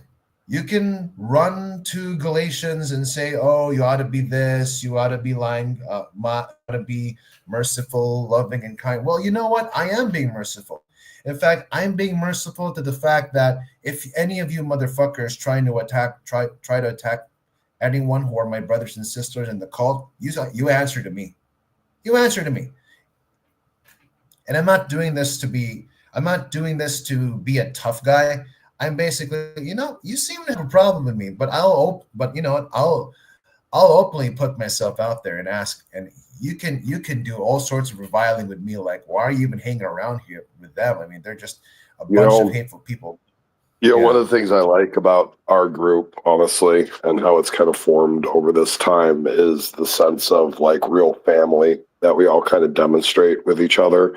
And we have a level of cohesion with each other that these other groups, I mean, the hate cult and stuff, they wish they had the type of synergy and connection that we do, because we're connected by something deeper than the way that they are. They're frauds, they're fakes. They have no spiritual compass or leanings. So they tend to cannibalize each other if you give them long enough. If you notice, they always turn on each other and start consuming each other. It even happened a little bit in Bill's stream even yesterday when, the Universalists were in there, and Ace Theo's in there and stuff like that. They're all kind of having to argue and think he's, getting to look like a moron even among his own group. So like, that's the thing. The hate groups, their synergy is based upon hatred and evil. This is why they always have a tendency to eat their own. Our group is formulated out of consideration and love, and out of, a desire to genuinely be good, to genuinely have Christian morals and ethics, and to demonstrate it as such. And we all in our group do everything we can to demonstrate that. And we all have, I believe, a much stronger, more solid understanding of Christian ethics and morality than certainly most in this space. So like, there's a cohesion that we have in the Cone Club cult that all of these other groups are extremely envious of. And the only thing they would have to do to have what we have is to just stop being morally bankrupt, but they won't. They can't help themselves, because while we are drawn together in love, they're drawn together in hate. So this is why they will always be on the losing side of these fights, always. They always are. I mean, like, you know what's funny, Smokey? Like, as for me, and the Samurai Monitor is part of this too. Like, I love to counterattack a lot. So whatever you give me, I work with. And every time this happens, they always end up being frustrated. Like much like to the demonstration of what GUI 6 attempted to do, he's literally getting irritated. Like it's like you could see his veins popping out in his forehead while he's trying to, conceptualize a calm sounding comment on the comment section, but deep down, you know, he's getting irritated. You know, deep down. You know, 'Cause he's- I thought about a way to kind of put this in a way like with almost a samurai style type of ideology in terms of like kind of doing some of these interactions and debates. You know, you can become a really, really good swordsman and carry your sword with you everywhere. And the thing about that is you being an armed guy walking around with a sword on display demonstrates that you're, you know, a man of war. You know, it demonstrates that you're ready for a throwdown. It also kind of makes you a target of violence because you're demonstrating the capacity for violence upon your person, you know, when you walk around. However, you could also become, instead of a really, really good swordsman, a really good swordsman as well as really good at say, judo or jujitsu. And you don't walk around with a sword. You are unassuming. People don't know what you are. You don't give off the aura of a battle tested warrior because you're not armed. You're not showing any type of aggressiveness or assertiveness or necessarily capacity for violence. But if you are attacked, you can take the sword you're attacked with and use it against your opponent. So instead of, you know, being assuming, walking around, everyone sees that you're someone of war. You can use other people's swords in debates and in interactions and give off that unassuming stance that you're not actually there for war. But then when you're attacked, you take what they attack you with and you use it against them. You know, and that makes you, to me, in my mind, the even more proficient warrior, because now not only are you deadly, you're also unassuming and you catch them off guard. Instead of coming in with swords drawn, you come in with hands open, you know, and whatever you're attacked with, you use against them instead of necessarily bringing your own weapons. Now, I'm not saying this is a definitively, you know, all the time scenario. If you're heading into battle and heading into actual war, yes, you attach your weapons and your sabers. But in terms of your conduct amongst general population, you know, not knowing what you can do in a space is sometimes even better than everyone, you know, looking you up and down and knowing what you could do. Sometimes the ability to keep people disarmed and off guard by an unassuming stance is sometimes a better way to go. That's true. That's true. And you see, Smokey, I enjoy when they misunderstand me. I enjoy when they just see me as this underdog. I enjoy where they make fun of me and say that I can't be taken seriously. I enjoy that. That is its own kind of camouflage in itself, because out of nowhere, I'm able to put up a decent point. It's like, oh, wait, where did this come from? Like, much like you said, I couldn't catch well, him here's off the guard. thing. And they have an unhealthy look at our group anyway. You know, we all have our places and our stations and our talents and our strengths and stuff like that and everything that we kind of do to fill in. I'm the tip of the spear. I just always was. It's just how it is, you know, but they will almost make fun of all of you guys for not being the tip of the spear yourselves. It's just not your station. You know, it might not be your thing. There might be other people in our group, you know, proficient at debating that just don't. You know, and that's fine. That's not necessarily their highest utility or their highest use. You know, my use, I know what my use is. And I just go and I do it, and people throw in their support. If I'm the spearhead, you guys are the shaft. You know, you guys are, you know, that which allows the force to be driven forward, you know, to its ultimate utility. So, and I appreciate all of you, everyone in the cult has been incredible and stuck around over these last few years. And I'm really inspired how life has been breathed not only into the cult again, but, you know, also into the whole community at large. I'm really enjoying what I'm seeing. Exactly. Kind of like with me doing this, curating your lore, doing anti-free grace. I wasn't ready for it, but at the time, I believed that I had to be a bastion of this. Now, Will Kincaid was holding the cult together, mind you. I mean, I don't discredit Will Kincaid, but at the time, when it comes to things like this, I think I was the last. I was the last. Well, yeah, man. Will wasn't, you know, as good as Will is in a functional dynamic. You know, theologically, he's still a baby.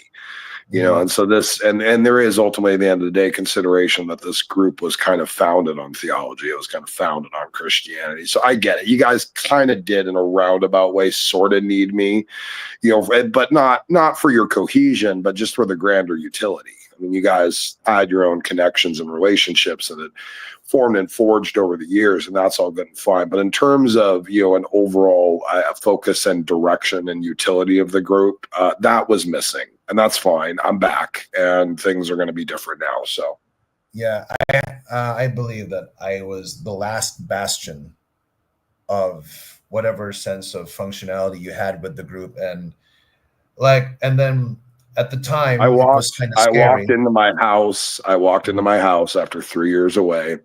Mhm. I had Boki on the couch playing video games, eating Cheetos. I had Will Kincaid, you know, in the kitchen taking care of his kid. I had Scotty, you know, sitting in the corner, you know, hugging his knees. I had, you know, Praise, you know, on the roof screaming his, you know, a bunch of bullshit. You know, I had, you know, everyone's in their own little place doing their own thing, and Daddy comes home and it's like, what the fuck is going on here? You know, so I, you know, like, what the fuck has happened to my fucking house? What are you all doing? Yeah. So, yeah, Well, I'm glad to consider get a that as little. me- I'm glad to get a little order back in the household again. So, Yeah, I know you are. That's why I'm slowly going back into these kinds of environments. And well, honestly, Smokey, I was also trying to sort my life out. I was trying to make sure that I get to practice my profession. I Everything's better I in don't the fault office. you, buddy. I don't fault anyone for what they chose to do or what they were doing. It's all good. And you know, I came in and roasted your balls a little bit when I Yeah, first you came back. You remember that? But you Yeah, know, you- it was all in good fun, and you know, and it's. I know that ultimately this is, you know, you guys are part of this group for a reason. Everyone is, you know, Shep, Nikki, you, Scotty, you know, Will, Lo, you know, everyone, you know, everyone's in this kind of thing in this mix. I think for a providential reason. I don't know what all those reasons are yet. But I'm just trusting in God to use me, and that ultimately it's benefit for everyone. That's what I hope. That's all. Well, as for me, at the time of your absence, I was again the last bastion of any functionality you have in the group. And when the ass cult, the anti-Smokey Saint cult, were saying that, oh, Smokey, Boki is imitating Smokey, or like, so that's because from that alone, that is why it was good opportunity. That's why I assumed the title Ghost of Smokey, because It's fitting.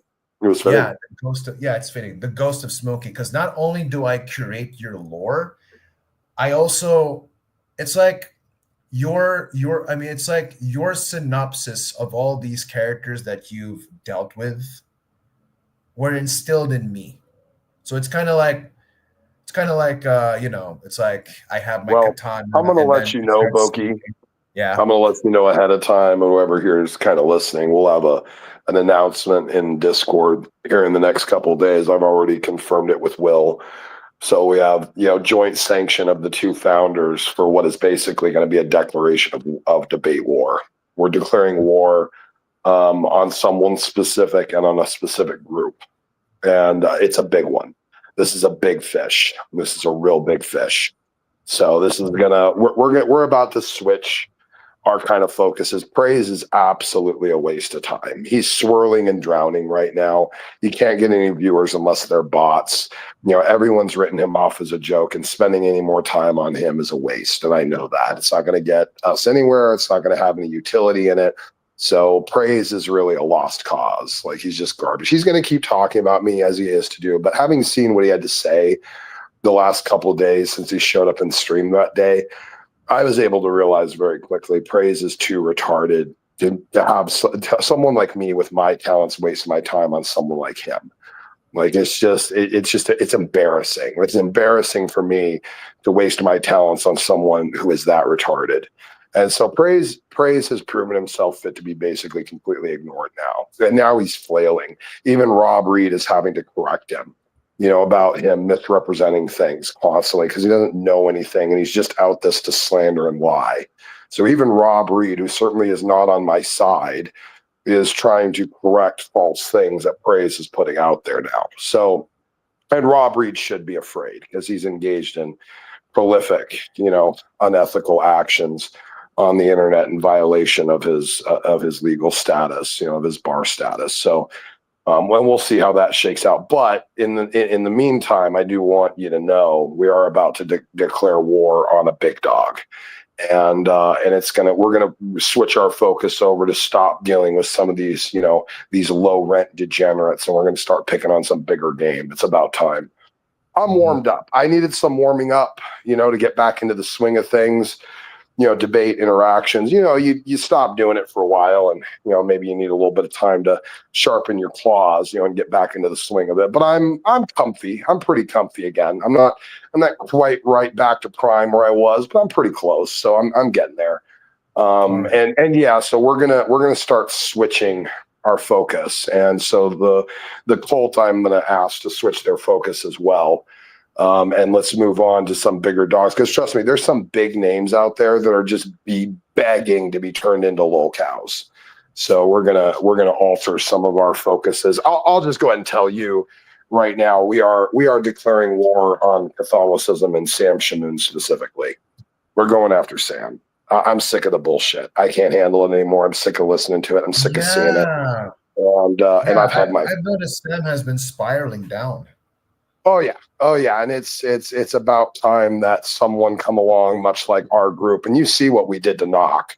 Well, we're gonna do to Sam what we did to Knock, because it's gotten out of control. Sam is a lol cow. He just is, and if he doesn't wake the fuck up and reassess, then he's gonna destroy himself and all possible utility. So we're doing this for what is gonna hope to be a greater good. But yeah, we're gonna put ourselves in certain circles and certain areas of influence and areas of recognition, to where my arguments that I have against Sam and his justifications are going to be put out there. And let me be very, very clear. The stuff I've constructed against Sam is undefeatable. It's not defeatable. He will run. He will run. And I will make a big thing about him running. And I will spread my arguments throughout the whole community until he can't run anymore. It's the exact same thing I did with Knock, and it's the same thing I'm going to do with him. I'm sick of the bullshit. I've had my fill of it. Sam has turned himself into a lol cow. He's turned into an absolute fucking clown. And frankly, I'm sick of hearing it. He has no loyalty. He has no integrity. He has no ethics. He doesn't even follow the religion he claims to confirm. So, he has no respect for the canon law and traditions that he defends, because he refuses to go through the process to actually be catechized in the church that he claims to love and to support and defend. So he's a fraud. He just is a fraud. There's no way around it. He's a fucking fraud.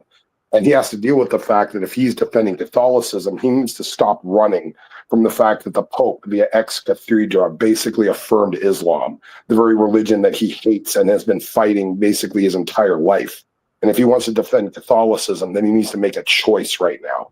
He needs to choose whether Catholicism is true and therefore so is Islam, or Catholicism is false. And he's going to have to take a pick, or else he's just a lying, degenerate fraud that's sticking up for a worthless fucking cult. And I'm sick of it. I'm sick of the orthohose, and I'm sick of the fucking Catholics. I've had my fill of it now. So I'm going to start working back towards that. We're still going to do the free grace, and free grace is garbage and all that.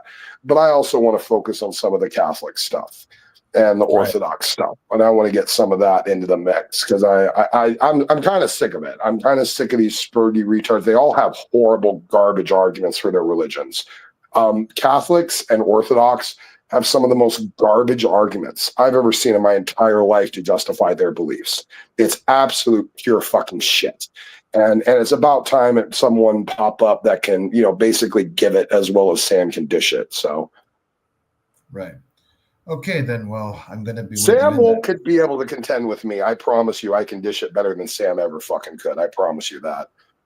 Yeah. Well, as for me, I'm going to go back and, brush up more on my heresies and my dialectic and speech, and going back to. Well, it behooves everyone, if they want to kind of join me in this war type stuff, start brushing up on your church history and your Catholic canon, because that's going to start coming into play here pretty quick. Right, church canon. All right, let's get back to Larry the Roar. Yeah, go for it, buddy. Yeah. You're good. Discussing mine does not obfuscate from yours. No, for And the I've allegations, already justified mine because, again, I don't buy into your cultural emotional impulse for what you think is moral. I gave you the chance to. I'm gonna go make some coffee. You guys So are I don't care. bro. I did. Not I to definitely did. You know how many mention times I prove it? proving How something many times from scripture? scripture. Bro, Hey, I Larry, point to a lot proving of something from scripture, Larry, is very different than you putting forth allegations. You confess that these are allegations. They've Can never been proven. Can I have a few minutes with All right, Lawrence and First of all, just you? listen. If anybody had those type of allegations towards them, who wouldn't hide themselves? Let's be I'm real. going to who fucking wouldn't hide snap. themselves? I want 2 And I'm minutes with speaking- Larry here. Oh, this I'm is going to well, fucking true? snap. Okay. Is that, Alright, Give me let's 2 everyone- minutes. Why not- Okay, 2 why not minutes. just see who All you right. are? Larry, you should know about false accusations. You're black. Where's Lawrence? Hold on. Here, let me get him back. Okay, there we go. All right, you. What do me being black got to do with anything? This is He ain't amazing. in here right now. You're talking to Will motherfucking Kincaid. How you doing today, buddy? You got some issues with my boy? Is that what we're doing here? Will, what's the point of talking to you, man? I don't even I don't even have know to you. chip because you're impugning my morality by accusing Smokey of being you a Christian? fucking pee-pee toucher. Are you a Because I Christian? fucking nail pedophiles to the you're gonna shut the fuck up and listen to me, buddy. Oh, you're not Listen, even a I nail pedophiles to the Smokey. fucking wall. If I You fought for a like hot second, people that are racist, and there are atheists on your channel, and it's messing there's up all your kinds channel, of bro. fucking people on And my it's showing channel, you that you're a bad dipshit. character. Are you fucking It's showing kidding that you're a me? bad character. It's showing your characteristics, bro, as a Christian. You're not rebuking these people. You're not correcting them. You're not doing You're nothing. right. I'm a You horrible letting this Christian. dude on here saying what he Listen, wants buddy. to say. And like, can- all you doing, would you like to- is debating, bro. Like, as a Christian, you shouldn't be doing it. You want to see what Smokey looks like, dipshit? You want to debate like with to? people, bro. There you go. There You want he to is. debate with people. There's your fucking offender. There's Carl. You believe Guy, what you want to this believe. guy. Like, that's weird. Guy, this guy. Oh, here's some other guy who looks just like him. Oh, and this fucking guy too. Oh, look at this fucking guy. Who's that? Yeah, and by the way, asshole, Oh, that's Ryan weird, the bro. Presbyterian, shut the fuck up, you faggot. Listen, Ryan the Presbyterian is the one who helped perpetuate that lie. Now he's got to live with the guilt of that sin on his conscience, and he was the one just talking to you about the fucking file jacket. So why don't you shut your fucking Wait, mouth? hold there, big boy? on. Will, can I see that again? Yeah, you want to see it again? Yeah, hold on. I was just on. There you go. You want to get a screenshot too, so you can post it to your wall? Look, I got a whole conspiracy board up here, so I'm going for broke. You want to send? Where do you want to send that? You want to send that to my house? You want to put some fucking lipstick on it too, and send it to my address? I'll give you a PO box. I'll send you a picture of my cock too, if you're looking. Oh wow! Listen, All right, there you. You catch that? He said, "I'll send a picture of my cock too." You gotta take a look. He's so based. You want to send that to my house? You want to put some fucking lipstick on it too, and send it to my address? I'll give you a PO box. I'll send you a picture of my cock too. If you're looking. oh wow! Listen, All right, there you. can Smokey get on? Smokey, can you get on here, Smokey? There's that guy. There's Smokey. See, it's Smokey because this is actually That's a Smokey, screenshot right? from a video where he revealed his own face. That's That's Smokey. currently on his channel. You dipshit. Is that You Smokey? dipshit. You absolute dunce. That's You, Smokey. you buffoon. You Is that- fool. Listen, Will, is that Smokey? This right here is fucking Smokey. It's from a video on his channel. He did a Can I see face the other reveal. picture? All right, there you go. All right, so that's Smokey too. You're a fucking retard, dude. I That's cannot Smokey with too. these fucking people. Oh, what about this one? Is this Smokey too? He wearing glasses. I don't know. A lot of white people look alike. Oh, there it is. There it is. He was complaining about Will being a racist, and now he says, "Oh, white people look alike. Look at me." White people look alike is what he said. Fucking great. Dude, this is Oh man, Oh man, that's some ultra instinct Down syndrome That's right there. And syndrome. he's like they're the same, and he's like, oh well, is this one the same? He's like, well, I don't know. White people all look alike. Oh my god. Could you imagine GY6 saying that shit when he's even with his AI bullshit? Like, what the fuck is going on here? Like, what is I this need retardation? which one is this? Is this highlight? What is this? This is Highlight number highlight 4. number You 4. know what? I'm gonna go pull just this clip out where Will Kincaid is doing this. I'm gonna post it up for everyone because this is fucking hilarious. Yeah, and dude, when I listened to this, this is how I felt. I'm gonna be honest with you. I'm kind of retarded. This is on your archive channel, right? This is on the It channel. is. Okay, Yeah. I'm gonna go pull this clip out because this is fucking hilarious. This is Yeah, great. so the timestamp for this, if you want to be very, very specific with the beginning, the timestamp for this is at the 8-minute 39-second mark, because you don't want to. I'll look for it. Yeah, absolutely. Yeah. See, I am also curator of the Will Kincaid archive. So what? Am I a worshiper of Will Kincaid now? Do I now worship the great koala goddess Jew? Like, is that something you guys never really put into your attention? Am I only sniffing the smoke and not feeding eucalyptus to the koala god? Like, what is this? Seriously, what is wrong with you people? Oh, God, this guy. look alike. You call him Homo Santa. This is Homo Santa Smokey Saint. Is that Smokey Oh, Jim? Santa. All right. Well, he's kind of a little. He looks a little different. And this guy Probably a little far, and this but fucking guy don't look a little different. That's what you're telling me. You believe what You're you telling want to me believe. that this longer just need- fucking facial structure, face like a fucking horse's ass, and then this No, beautiful. I'd just like to point out the clear racism that he just said. Basically, all white people look alike. Go no, ahead. it wasn't racism. It's just the fact. It's not racism. That's not racism at all. I'm just Yeah, saying, like, you- a lot of people, a lot of white.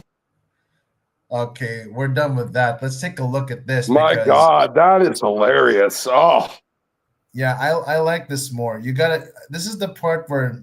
you know, not man, the- I forgot how much like just OG gold we had on these streams sometimes, man. We had some freaking amazing shit on these streams. Yeah, we did. Like, I'm so glad I was there for the That's golden what happened. moments. Honestly, I was really glad I was there for the golden moments. Like, you were peaking, and then wow, like all of this was happening, and I'm more I was like- popular now. I'm more popular now than I've ever been. It's actually amazing. yeah, I think we're in the platinum side now. We left the gold, so take a look at this. Too. Yeah, no, dude, Not trust even me. There's close. nothing but going up from here. Stupid Nothing but shit. going I'll up. shut up, but I won't shut the fuck up. Up. I'll shut. That was knock. What's the difference? I won't shut up, but I won't shut the fuck up. Like, what's the difference? I know, right? What's the difference? Poisoned the well. What is the You have difference? just poisoned the well with your unparalleled. No, stupid- you and don't I'm like gonna that I go threw easy your on own you. shit back against you. Back. Yeah, that's what happened. Yeah, that's what happened. I think you remember this, so get ready. Sure, buddy. And all What is the you have difference? just poisoned the well with your unparalleled. No, stupid- and you I'm don't gonna like go that I easy threw your on own you. shit back against you. Back. Yeah, that's what happened. Yeah, Yeah, that's what happened. And all you've done is open I your did call mouth him and a make a fag. dumbass out of yourself. So let me Probably. finish.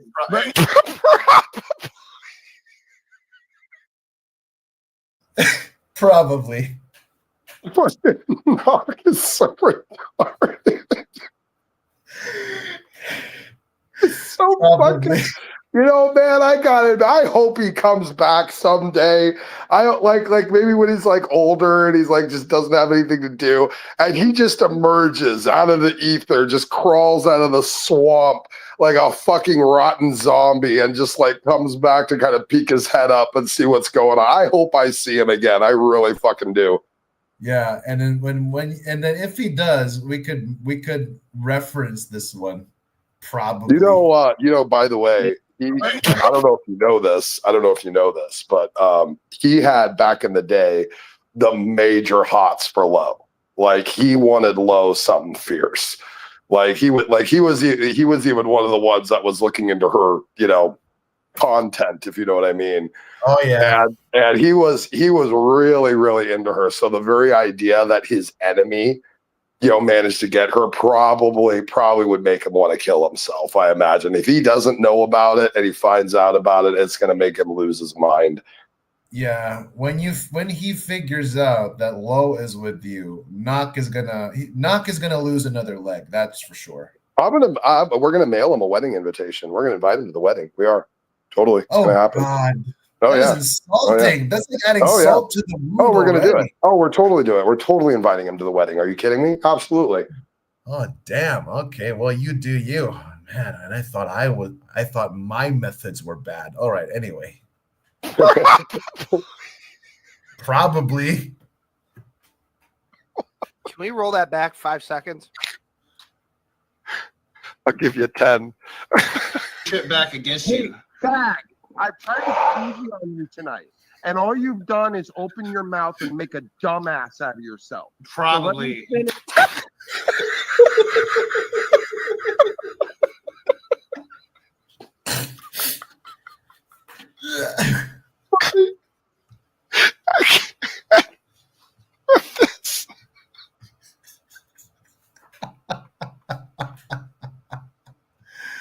Oh my God. That was I can't even with that, man. Like making a dumbass out of yourself is like, yeah, probably. Fuck, man. Dude, that's like saying, yeah, you're probably right that I am a dumbass. Yeah, You're I not probably wrong, am damn it. retarded. Yeah, I probably am retarded. He's basically saying the same thing. Like, dude, if you're gonna play some stupid Mental Hunty says that games, if you're gonna play stupid semantic games, at least not shoot yourself in the foot while you're doing it. Like, how the fuck can you, dude? I will put this right now. I'm gonna put canon right now. You know what? Knock may have shot himself in the foot with that bullshit, but I'm gonna tell you right now, Knock is smarter than fucking GY6. Just look at the fucking comments. Yeah, probably. Yeah. Well, Knock is probably legit even smarter than Praise, honestly. Like, truth be told. Oh yeah. The way, I mean, he even got to manipulate Praise and making him do some shit for him. So. Oh yeah. Oh no. And he was, and at least one thing I could say for Knock is at least he was consistent. Knock, Praise would flip flop all over the place, but at least one thing I can say for Knock, you know what? He consistently hated me the whole time he knew me. Oh damn! And he's gonna hate you more when you figure out you got up with Low. Yeah, right. Yeah, I'll lose his mind if he ever finds that information. Yep. Yeah, his channel's not gonna be Rage to Reason anymore. It's gonna go back to fucking Raging Atheist. We're gonna have the one-legged Indian coming back into the scenes when this emerges, folks. All he needs is that one wedding invitation, and boom, the one-legged Indian strikes again with all his raging incantations. Hukka yucka waka hunkin thunkin, whatever. I don't do Native American, but anyway. You remember this? Where you gave me a full whiff of who Shani and Rev were. Oh God, yes, I do recall. Oh, the road trip thing. It was so funny. Yes. Oh my God, yes. Let's play this. Yeah, let's. To the people that are on the trains, it should be off it soon. Is this Houston? Bunnies. It's a bunny right in the middle of the road. I don't know why I said I thought it was Houston. Bunnies all over the place. Right? This is really strange. Because the GPS took me here. It really did. I doubt that. I promise it didn't. Sure it did. Oh, the GPS took me here. I'm only doing I promise the GPS didn't take them there. I promise you. Yeah, well, the GPS will have control of the wheel, but the GPS is the one taking me elsewhere. Sure it did. I'm just a dumb southerhead. I mean, don't you think it's kind of sketchy? You're like driving under bridges. Freaking waterhead. It's sending me in circles. She's driving under an overpass. It is. Yeah, it's really good sketchy, you job know? there, It's like, Jared. it's like in You one of got those that movies. right. We're What? stuck. What are we going to do? Because look at the gas. Oh, get me, Okay. yeah. Yeah, that's what I was trying to say. That's what I said. That's what I meant when they were gonna run out of gas immediately, because Rev is probably just driving at a moderate capacity, but very much well enough to consume a substantial amount of gas while you're at it. So yeah, that was gonna. But forget gas; they got stuck somewhere, which I'm not gonna spoil for the rest of you newbies here. Give me that clip, Bernie. Give me something. We're fucked. Man, Bernie is like basically your local pirated CD guy. Let me do this. Let's do that. Bernie is legend. Oh yeah. All right. Okay, what's going on here? That way. Yeah, What's but going it'll on here? send me in a circle again. I say go back that way. There's nothing. I got there. my driver's license, but my driving bumper car. I think I should go this way, and I should see what's that way. This makes a good horror movie for You their know what I'm saying? stupidity. 'Cause They that- never made it to their There's destination. nothing to get through. I gotta see what's up in here. Well, Take you a know, right. the GPS did take them. Yeah. Take a left Common last time. sense tell you this isn't right. It's fun. It's funny because I start talking about immoral, unethical Christians, and of course, Shani and Rev would have to come up, right? Like, definitely. No. Right. Can you go? No, you can. No, it's closed here too. Yeah.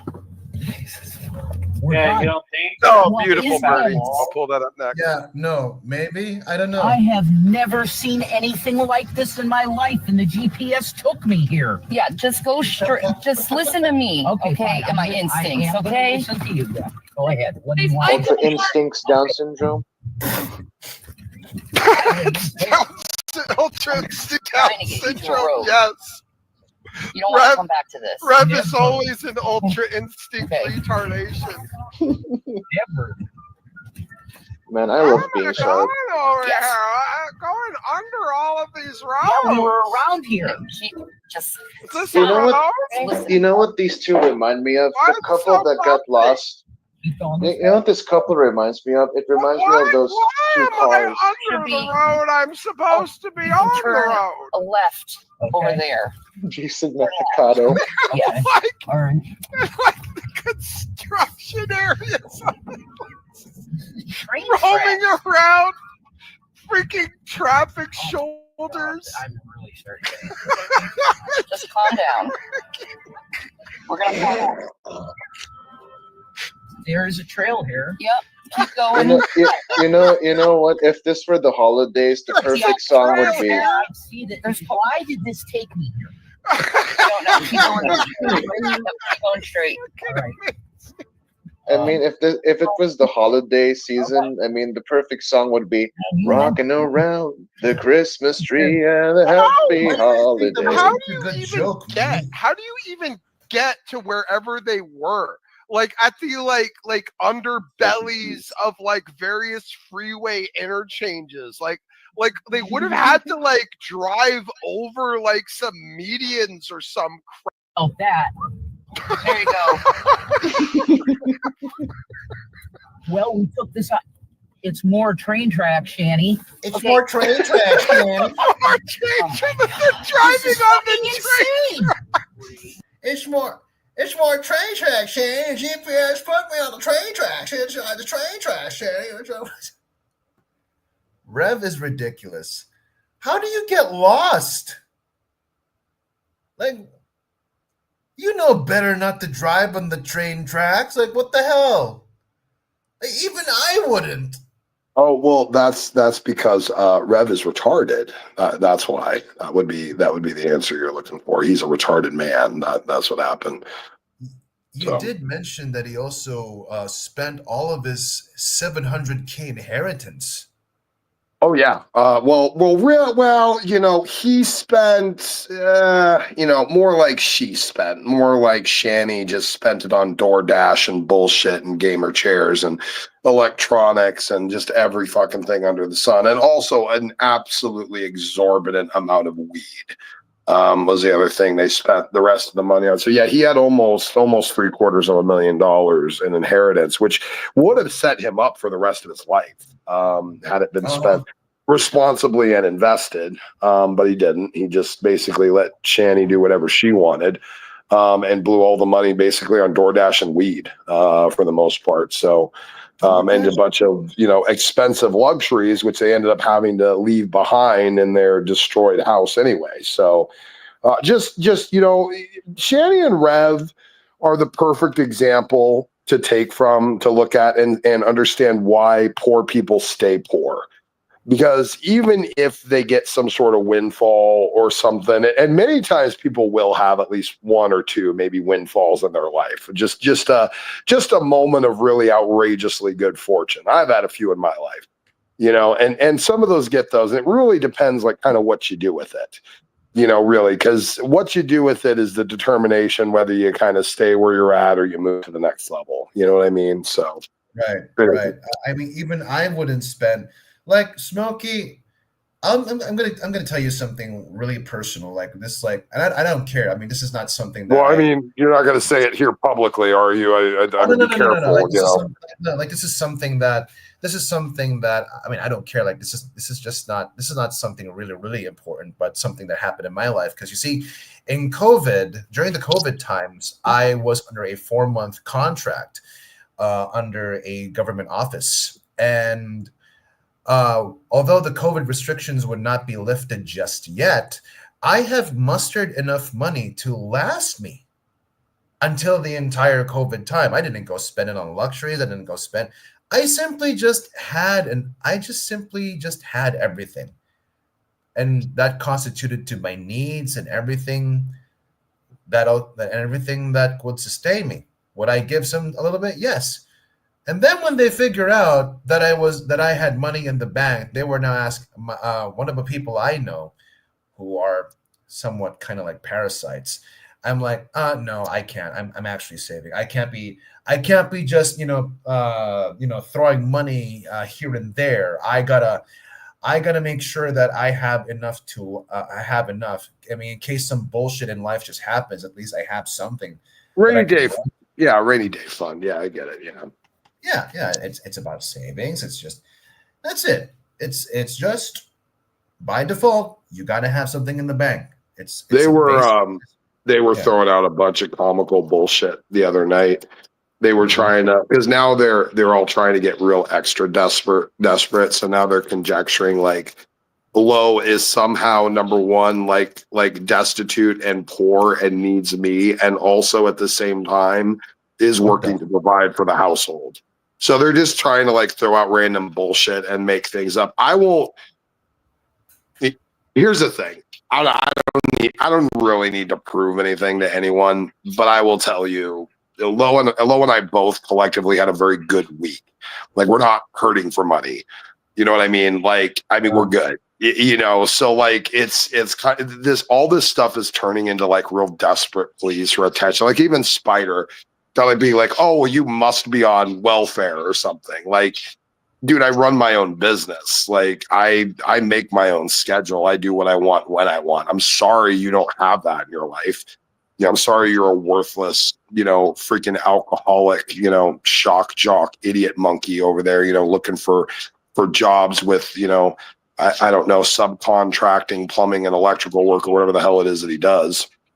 And he's just so mad, and they're all so mad. So now, when they've moved into the realm of just making shit up, this is the clear admission that either they've lost or they are losing, and now they are just straight making shit up. 13 days. In 13 days, my lovely wife is going to be here with me, and we're going to be putting our lives together, getting our paperwork together, getting everything figured out, our joint bank accounts, getting signatures on documents to get married. All of that shit is happening in 13 days.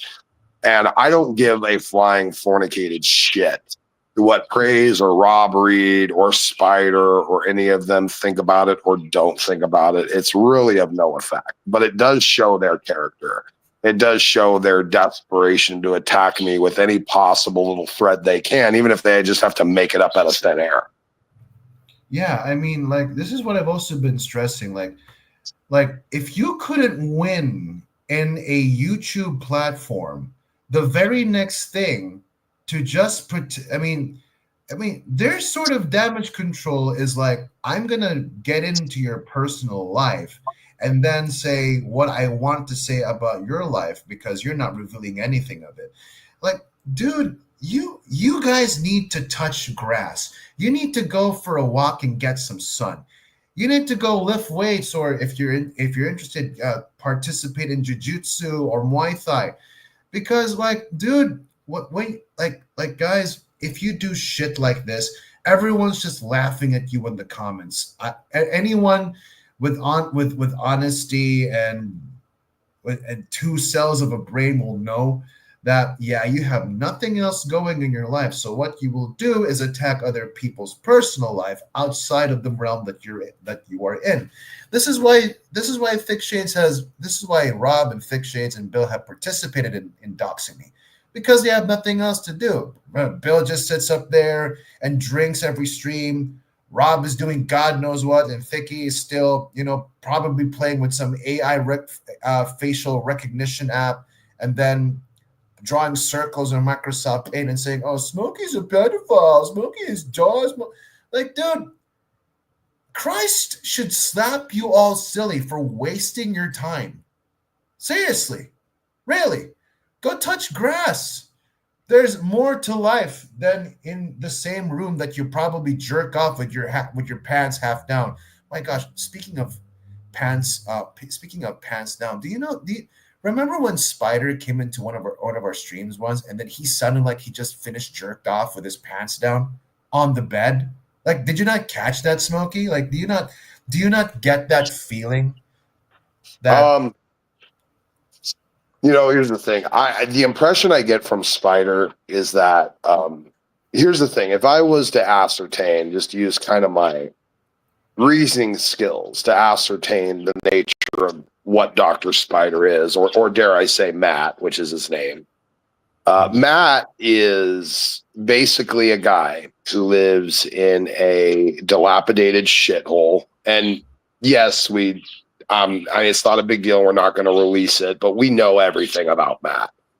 We know where he works. We know where he lives. We know we don't use it because we're not scumbags like that, but we do know. We do have the information.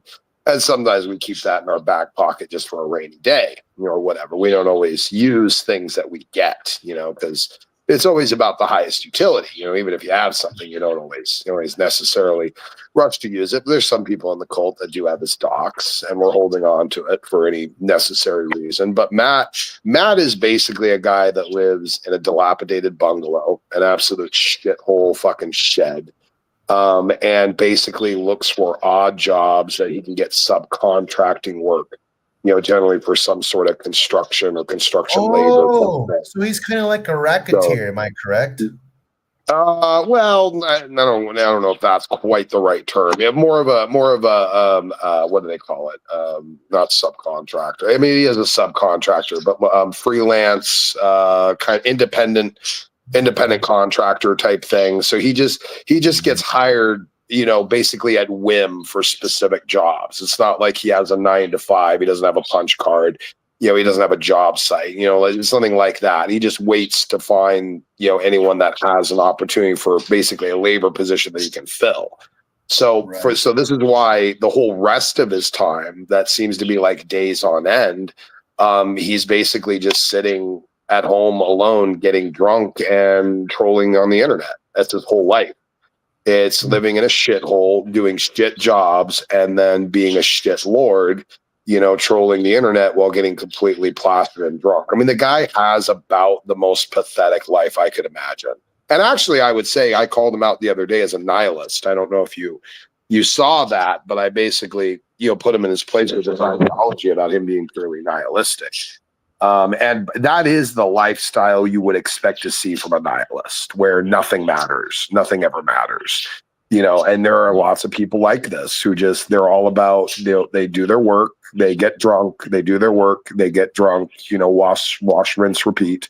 It's just the same thing every day, and they act as if there's no purpose in life because they don't have any purpose in their life. And Matt is one of those people. I see. He's a nihilist. He's a nihilist. Everything is purposeless. But nothing has purpose. Everything is devoid of purpose. There's no reason or meaning for anything. It's just do as thou wilt is the full of the law. It really is satanic. Nihilism is absolutely satanic. Yeah, it sure is. Like, just do what you want to do, or just do what you got to do, and then after that, maybe. Well, the idea is that, once you embrace nihilism and the only purpose that you have is the one that you can create for yourself, the purpose ends up being purely subjective and objectively meaningless anyway. So there is no stopgap. There is no way to fill the void left by a lack of objective meaning. Like, even if you try to create your own, you always end up in some sort of debaucherous situation. Because basically the only meaning that people tend to create for themselves generally has to do with the attaining of pleasure and going by about any means possible to acquire it, even to the negative detriment of those around them.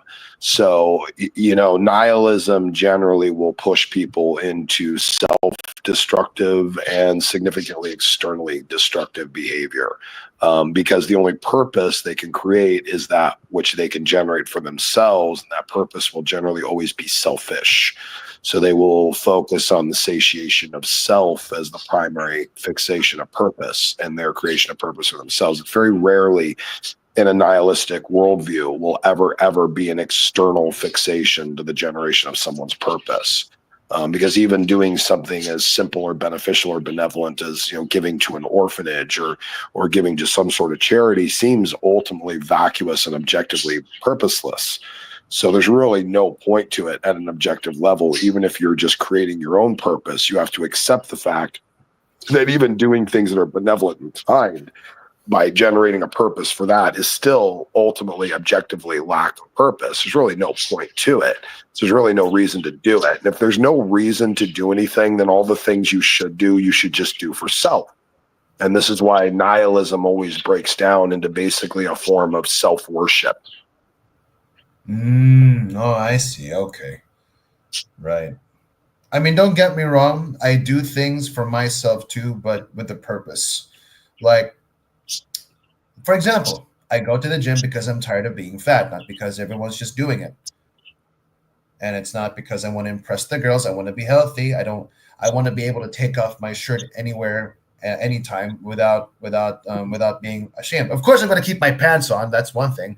But no, you know what I mean? Like, or like, let's say in my physical therapy practice, I want to be an extension of God's healing hand, which I Let me tell you something, man. Let me tell you, guy, tell you something legit, like serious. Like, if you're in terms of like thinking about the nature of yourself and appeal to the opposite sex, let me tell you something. You could go to the gym, you could work out, and it's good, and you should. Like, there's nothing wrong with that. I think everyone should. Me and the missus are going to get on a regimen with that when she gets here. So it's a good thing to do. However, let me tell you something in terms of like prioritization. Like, if you want to actually get, the attention of females, let me tell you something. You could spend 6 months in the gym and get really ripped, or you could spend 6 months reading, sharpening yourself, improving your wit, your knowledge base, your confidence, learn about body language and how to carry yourself and the way that you carry yourself and what it communicates. You could learn those things, and that would carry you way further in terms of your interaction with the opposite sex than having a ripped body. You absolutely can have max Riz and still have a gut. So, while I encourage you and the whole workout thing is great, that's not going to get you there. The thing that you want and the thing that you're going to get is going to come from having that type of confidence, knowledge, wit, awareness of body language and function, also reading other people's body language, which I don't pay attention, to, like, in a general sense. Like with interactions. If I'm in a business setting, of course I do, but I tend to turn it off many times for like personal interactions. And but my, Lo will inform me, as she did multiple times when she was out here with me, that girls were flirting with me, and I'm like, no, shut up, it's not happening. Now, and she'll swear and attest that they weren't. There was a girl at one shop we went into that it just ignored, really, essentially, for the most part. But Lo was convinced that she was, flirting with me, and I was like, she's just being good at customer service. What are you talking about? So, like, being aware of the body language and stuff, because you could have girls around you that are really, really super into you that you don't even know about because you're not really picking up on those nuances. And I don't always pay attention to those nuances, certainly in any type of, the sexual allure type of environment. I don't really pay attention to that shit because all of my, fixation on nuances and things has to do with, basically debate and business. That's where I've kind of focused my talents. I'm not some, pickup artist or stuff, and certainly wouldn't fucking want to be.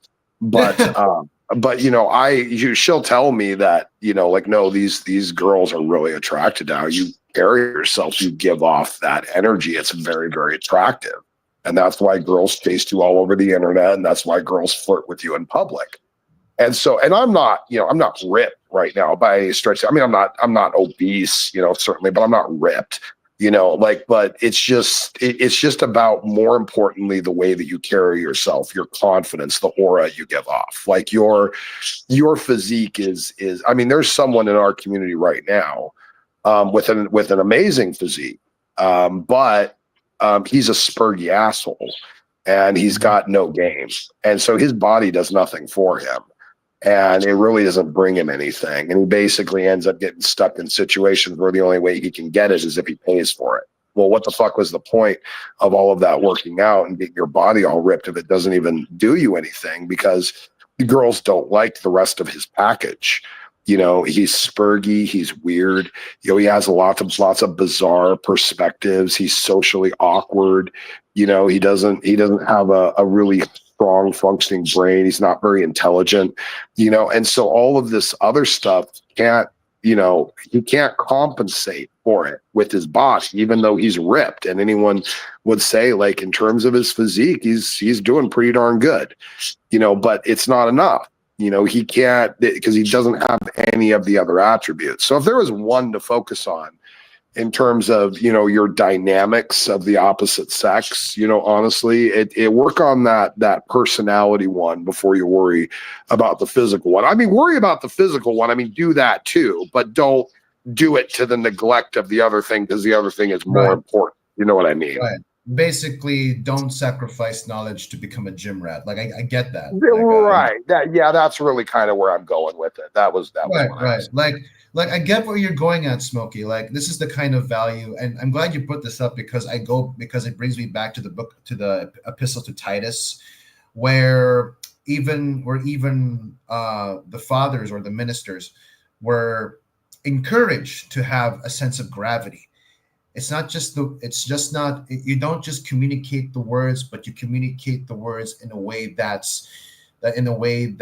there's integrity in it. So if we put it like double-sided coin kind of thing, yeah, my intelligence should also reflect my physique. My fighting skills should all, like, reflection of things are like a twofold path. You know what I'm saying?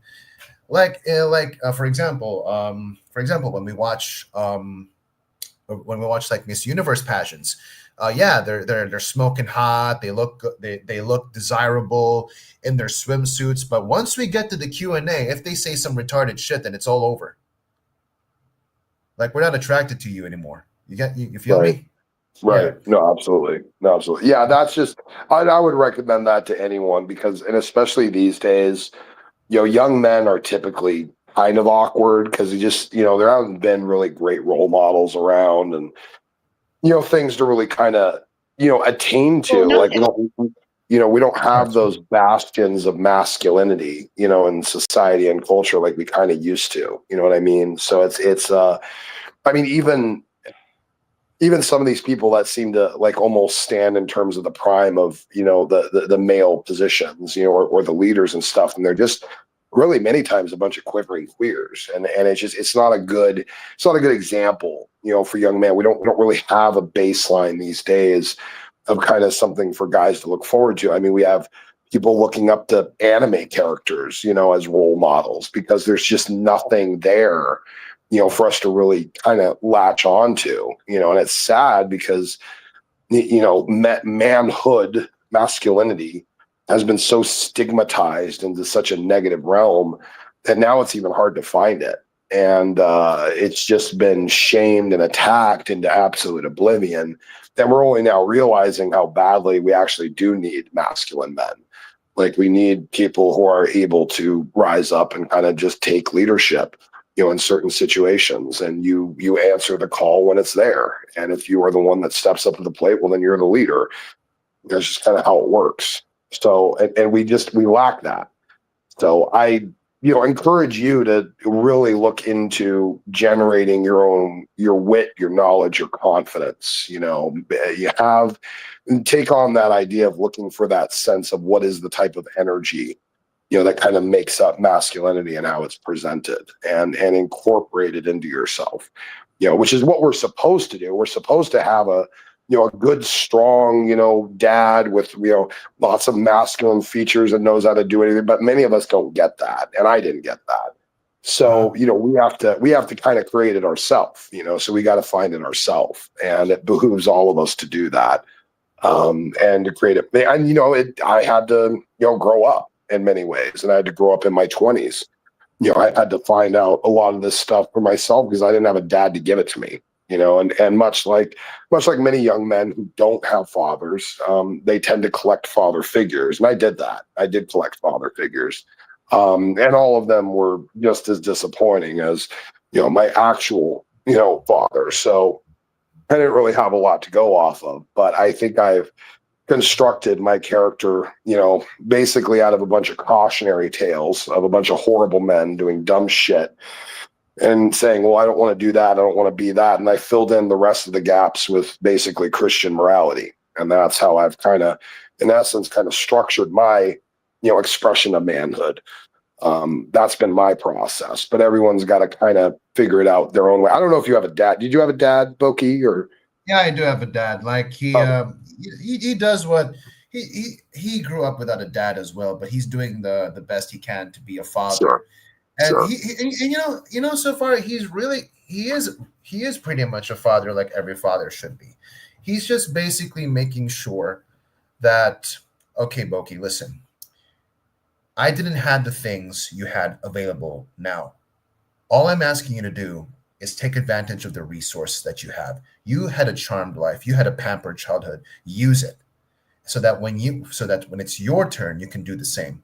Like, he's basically just, waking up every other part of me. Like, I don't just stay in, condensed routines. Like I could, but it should expand where I can transfer them as well. Like, Well, I don't know. you should Like, always be maybe when I looking become to make. Yeah, you should always be looking to make the next step up, Boki. And that's what I told you years ago. Like, if you went and got a job, like, try and go find something that, like, you actually love doing, like, that you actually really, really like. Figure out how to do that, and then go do it for yourself. Like, go start your own thing. Don't just be someone's employee for the rest of your life. You know what I mean? Because that's not gonna get you to that upper tier. You want to get into that upper tier, then at some point you need to look at the idea of kind of being your own boss, at least at some level. So Right. Well, pohon kaloy sa Ginoo. In the future, and by God's mercy, that's the translation. I'm experience-wise, and probably work in the States for a bit. I come back, I make my own clinic, and boom, which state you going to? Which state you going to? Did you decide yet? I don't know. Probably Houston, probably New York, or I don't know, wherever the good Lord takes me. I will not complain. That is where I'm going to be. And after that, I will take my experience outside. Yeah, go. Yeah, what was that? If you end up in California, I will definitely come visit you. Oh, awesome. And that would be awesome too. And and maybe work there 3 to 5 years, go back home and start my own clinic, be my own boss. And I'm basically legit, because guess what? I have had experience in one in the country and one in another country, and it's American practice. American practice is always welcomed as top tier and a top of the line type of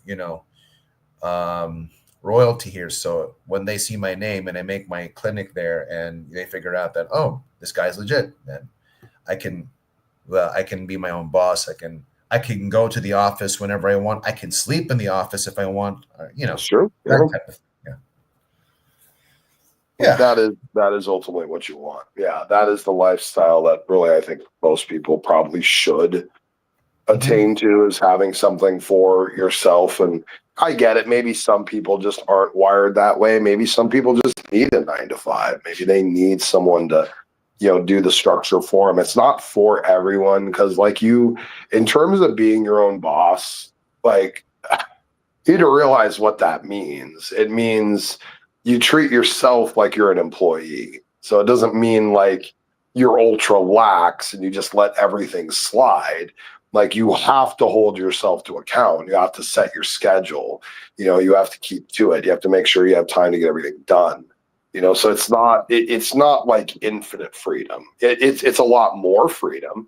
You can schedule things that fit best for you around the times that fit best for you. There's a great freedom in that, but it's not a freedom to do nothing. You know what I mean?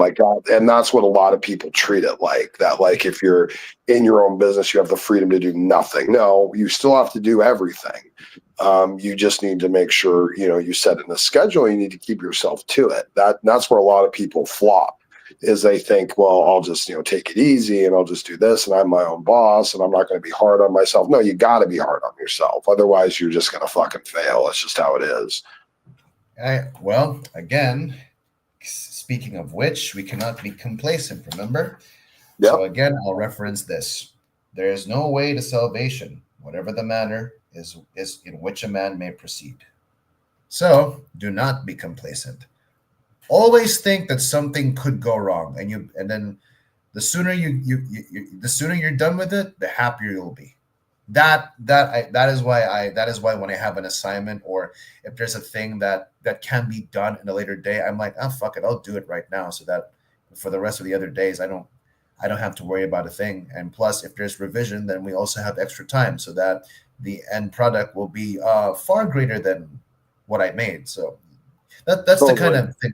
And I'll let you know, I am a notorious procrastinator, but it also has to do with the fact that I tend to work really good under pressure. I like the sensation of working under pressure for some reason. I'm not sure why, but it's just part of who I am, so I don't, I kind of like the idea of not necessarily always rushing to do things. And part of that has to do with me kind of realizing that sometimes I've made mistakes that I wouldn't have made had I just spent one more day thinking about it. You know what I mean? As in, I have an idea. Say I have a problem and I have an idea, or I have some scenario and I want to address it or deal with it, whatever it is. And so I concoct an idea. I concoct a plan and a strategy, and I think about it real quickly, and I just run with it.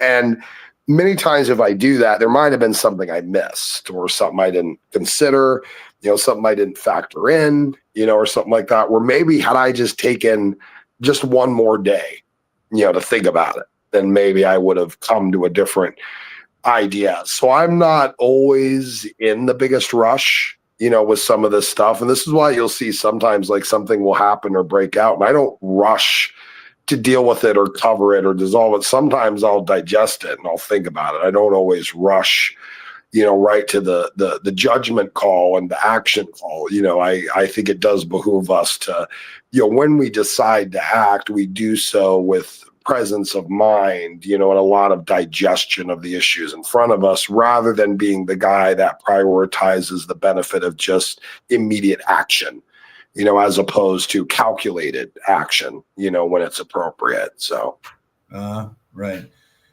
I mean, don't get me wrong. Calculated moves could give a sense of stability, but life. Yeah, but that's kind of my personal mentality as to why I tend to procrastinate a bit. One, I work well under pressure, and two, I like to give myself as much time as possible many times to think about and digest something. So that's just me, though. That's me. Gee, Smokey, you're old enough to be my older brother. Yeah, well, that's true.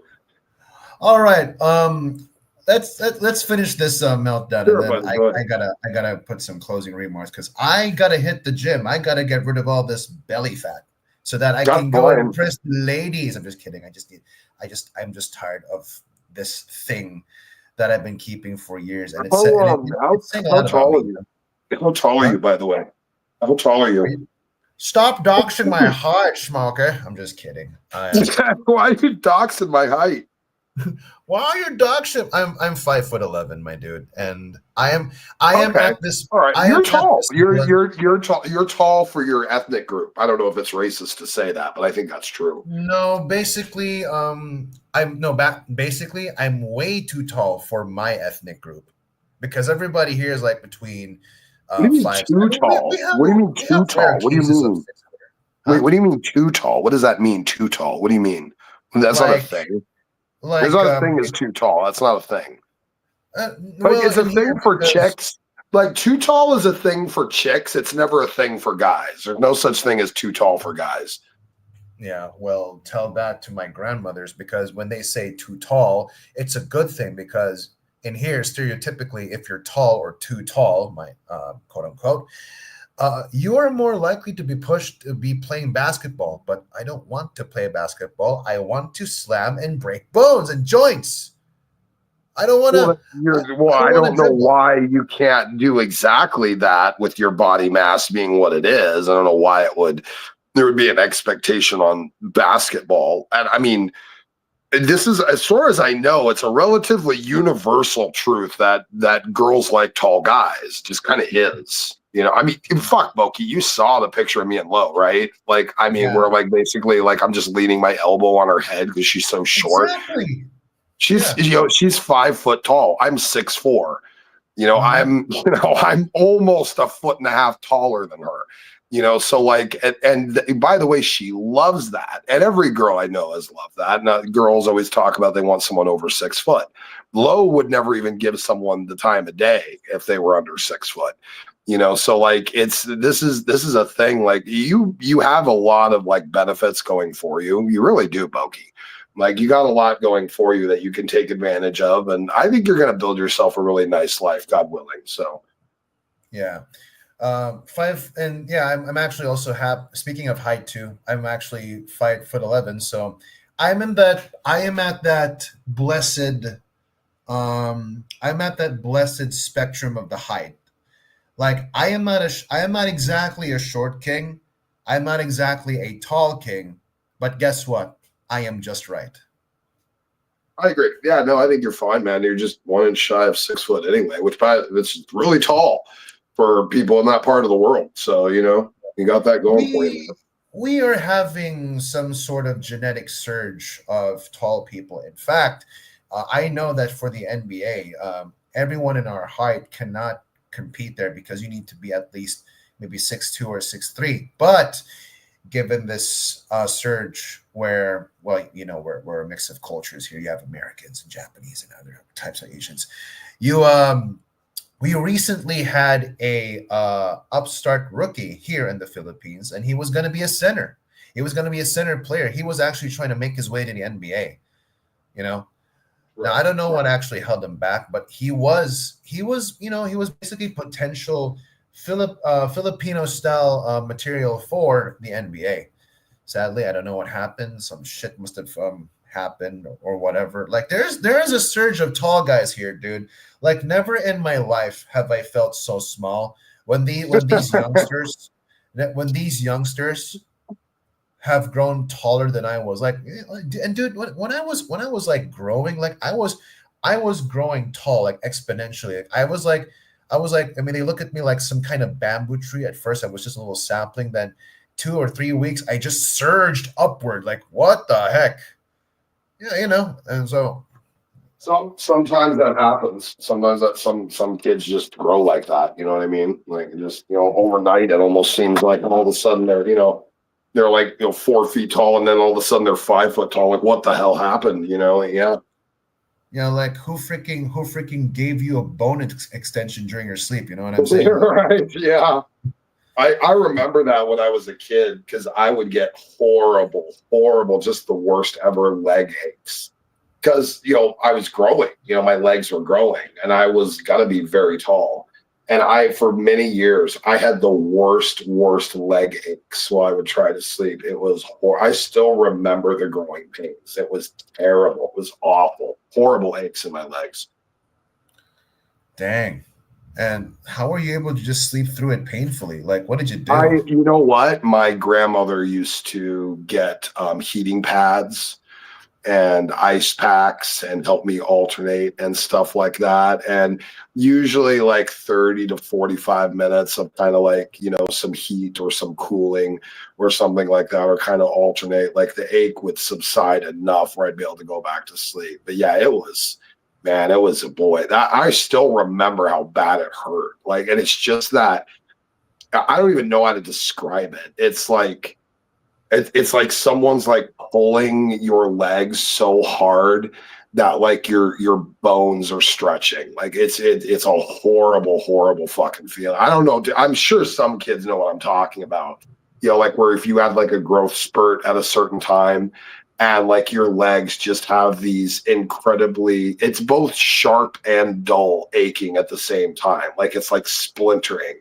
Like it feels like almost a splintering, like sharp sensation along with a really, really dull ache.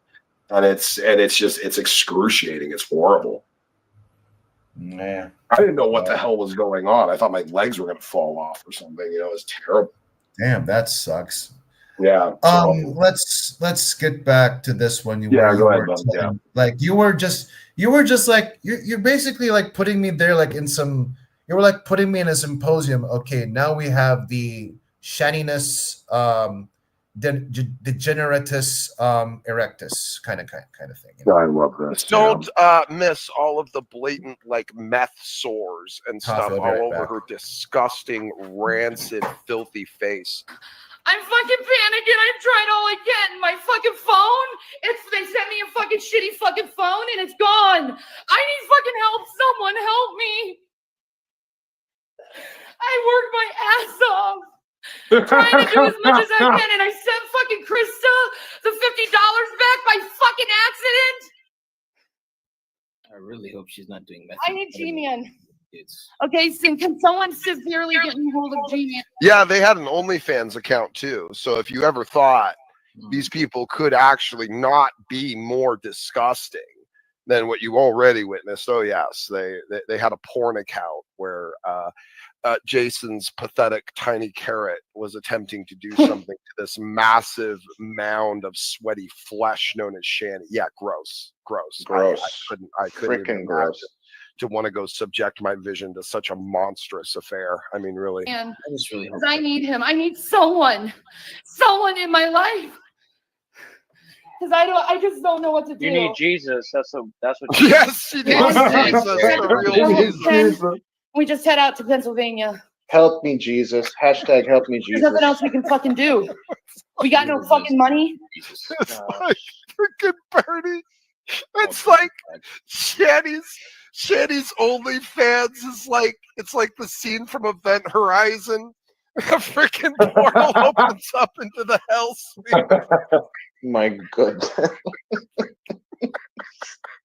Nothing. We just sell all this fucking shit. You think? But we got to get out of this house by this weekend. Gross. By this weekend. Oh, gross. These people are gross. What is it? What day is it? It's Thursday. Is it Thursday? Are you sure? It says you will be evicted anytime. It's Coke Day. No. It says, please move this weekend in Turner. It says, to Jason All, Egroff, and all other persons reside and occupied and staying in premises. The Jefferson County office is ordering by Jefferson County Court to inform. You got to admit that I was rich here. Force a writ of restitution eviction. Smokey, I have a question. This means you must move out immediately. How many pimples does she have? I have no idea. No, that's not my question. I mean, A good amount. I mean, let's put it in perspective. If she steps on the weighing scale, does it say to be continued?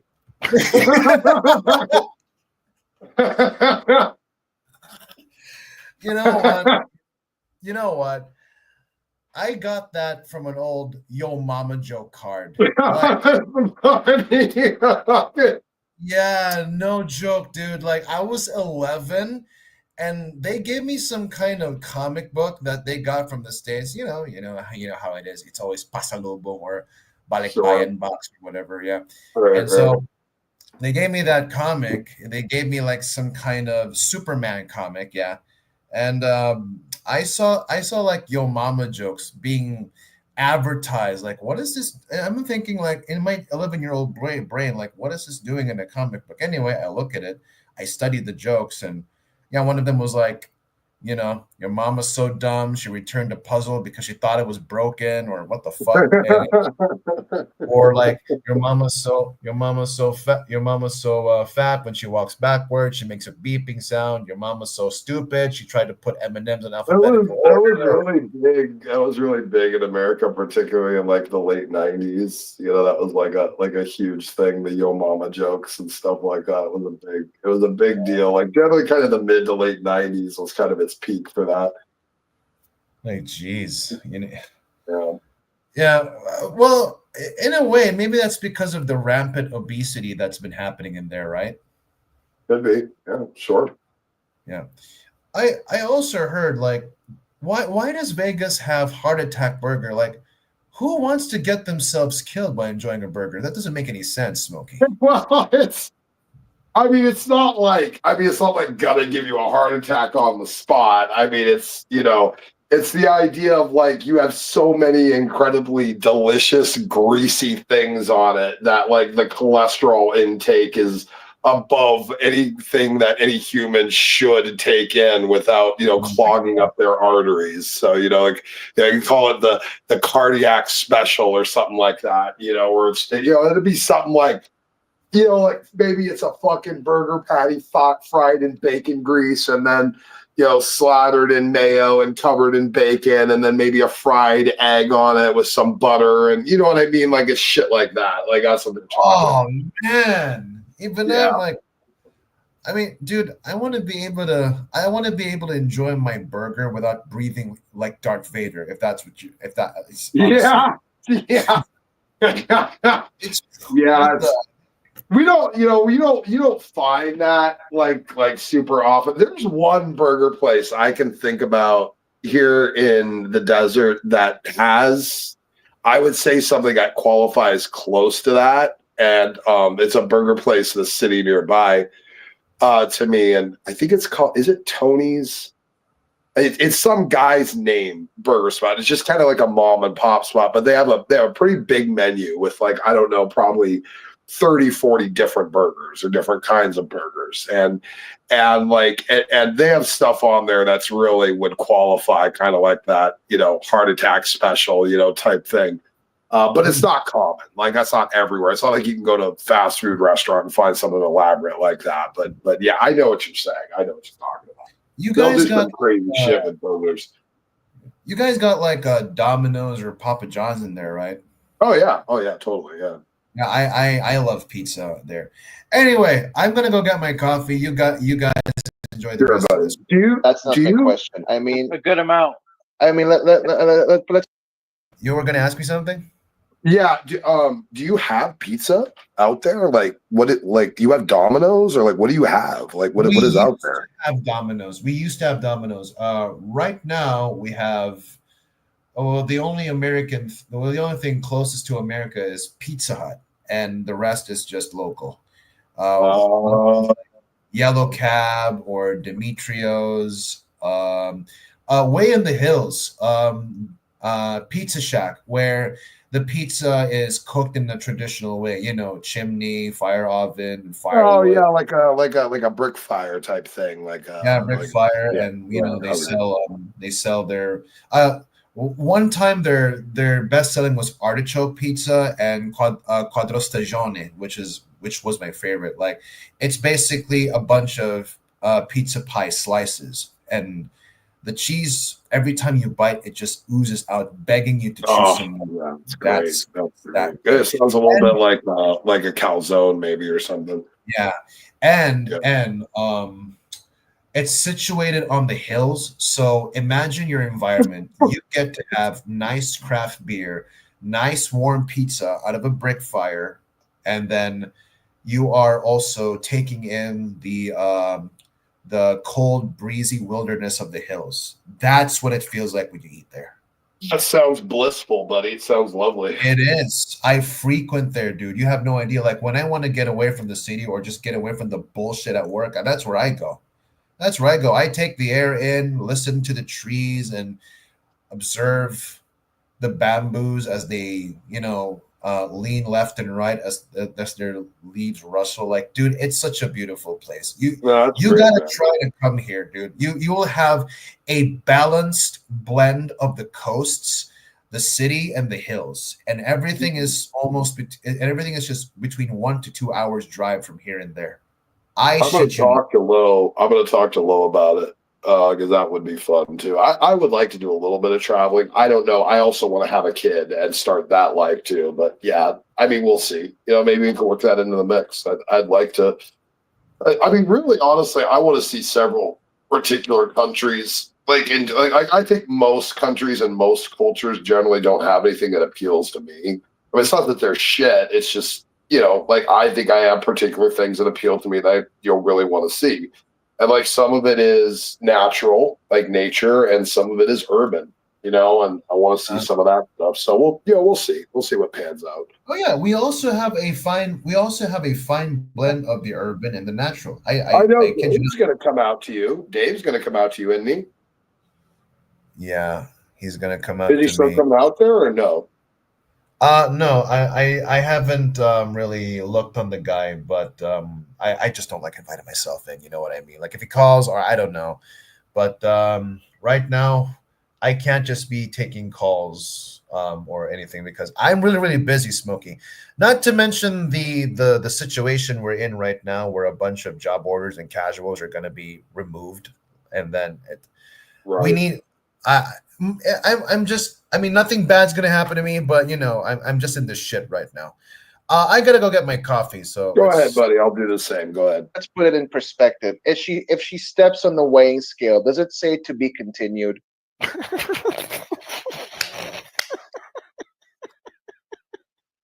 Because if it does, then she's rocking that. Because if she does, I think she's been rocking all that mac and cheese and freaking Taco Bell. You know what I'm saying? So is she doing what Andy's doing, basically putting her misery online for everyone to see to get sympathy or something? Perhaps. I mean, sympathy for stupidity. But I was told by my parents that she's doing it for money or what? Probably. I don't know. Maybe that was just a printed up eviction notice for all I know.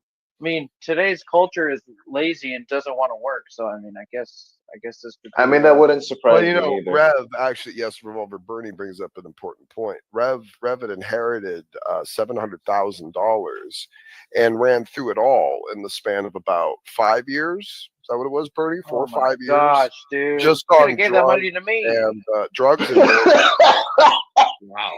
Drugs and DoorDash, basically. I could have. Dude, I could have bought a house. I could have donated some of it to a church. Like, geez. Rev's an idiot. Rev's an idiot. Yeah, he's that clearly could have mentally been ill. But yeah, if you do not vacate, the sheriff's office is required by the court to enter and remove all your possessions. Man. Rob, please be aware. Rob, the sheriff's office has no legal responsibility. Should pay your property taxes, Shanny? Ability to pack your items and removal. So, I need fucking help. You need to pay your damn property taxes. I have never seen a fat person freaking perspire this much. So pay your bills and you won't get a pink slip. How about that? This is proof. This is proof right here that they're racist. That the Democratic Party has done nothing to help it. Democrats' fault. was I'm gonna have a fucking heart attack. Well, Democrats' that's what happens when you vote Democrat. I guess they promise you stuff and they don't deliver. I spent all this money for this shit that we Oh don't. man, Oh, look at her tits just freaking sagging I down. don't That's know. gross. I don't know if there's a clean video of the house tour after they ran away. Please, And the please house leave that was in comment such up. a horrible state of affairs that they lied and G-Man lied for him that someone broke in and trashed the place, but it really Find a was just bigger comment. like Find a bigger comment. find a bigger comment. Yeah, to highlight. All that money and we don't even. So we can't use it. gross, I madam. mean, madam, Cover pull your yourself. shirt. Oh I my knew this God. coming for a week. No, I Is it a lesser? shut up on my door. I didn't even go to court. Is it?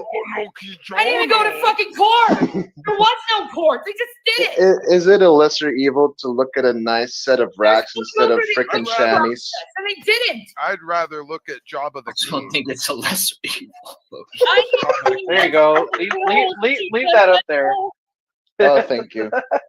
Brett, Jabba the King is Jabba the far King. is far more pleasant than looking at that just Yeah. gross, disgusting flabby cleavage. Oh God! I never thought I could actually be turned off by tits. Not Like seriously. lovers though. Oh, That's, look at that's funny. look Yeah, at that. I you're mean, funny. Yeah, you're funny. It doesn't- it's looking. You're funny. dumb. You're a joke. look at that. I mean, it looks like as if her whole shoulder blades just came to the front. Mm. It's funny that a family's gonna be on the show. Oh shit! Is that true, Bernie?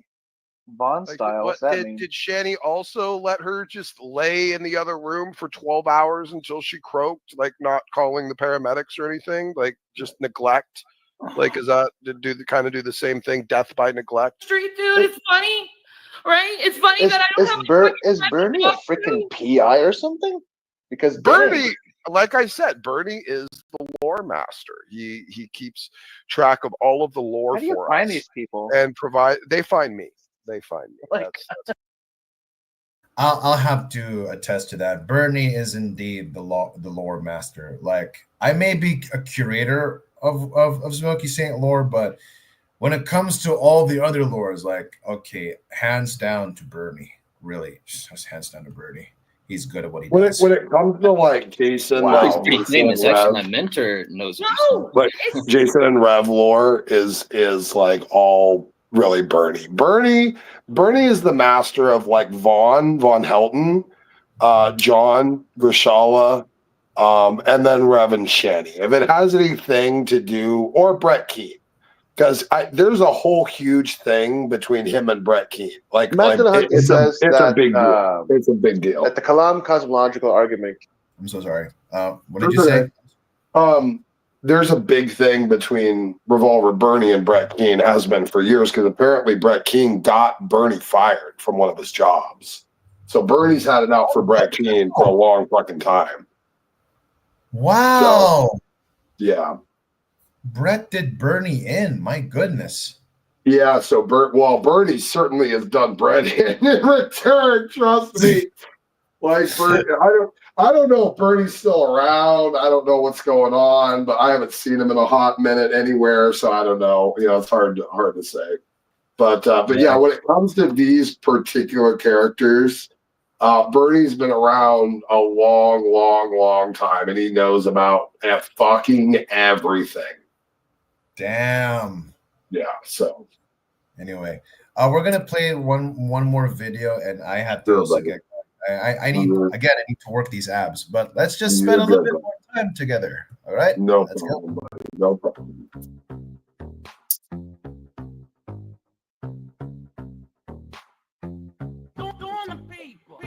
I swear, if fucking Kate saw this right now, he's literally gonna crack my neck open.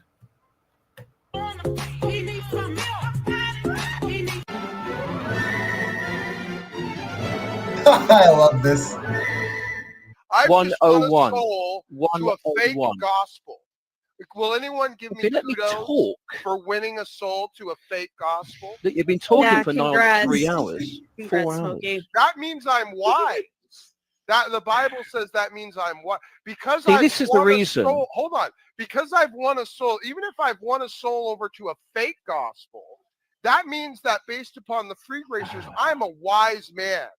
We got more people that are going to hell that I like to smoke. He fucking disagrees with. You freaking cock whores. You squabs. You mental piss wizards. You phony transparent slime whore. Trailer trash drug head degenerate.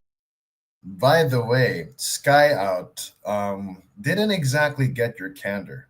It's not how you say shit. It's just basically projection. Well, it is. You know, Boki, you've seen several people attempt to mimic me in mockery. Realizing all too fast that they don't have the same mental faculties, the clarity, or even control over the English dialectic to be able to actually do what I do. Like it just basically comes out very cringe. You need to have, I think, a certain caliber of performance art or intelligence to be able to do what I do. And when people try to, even in a mockery or a mimicry type of way, it just comes out forced and ridiculous and weird and not really even true to the original, thing that they're attempting to parody, because their brains just don't work that way. Maybe they wish it did, but it just doesn't, so. Yeah, well. Jared slime whores that have 5th grade education that doesn't understand smoking saints, soteriology, that's above God, above Satan, above the universe. You squads. I hate the rage. I hate Sokka. They're all going to hell. Or Gotha. Well, they're all going to hell. They disagree with me. John and his donkey Peterson, they're all going to hell. Well, at least you recognize that when you told me to kill myself. How did I tell you to kill yourself? You told me to get a tan, knock.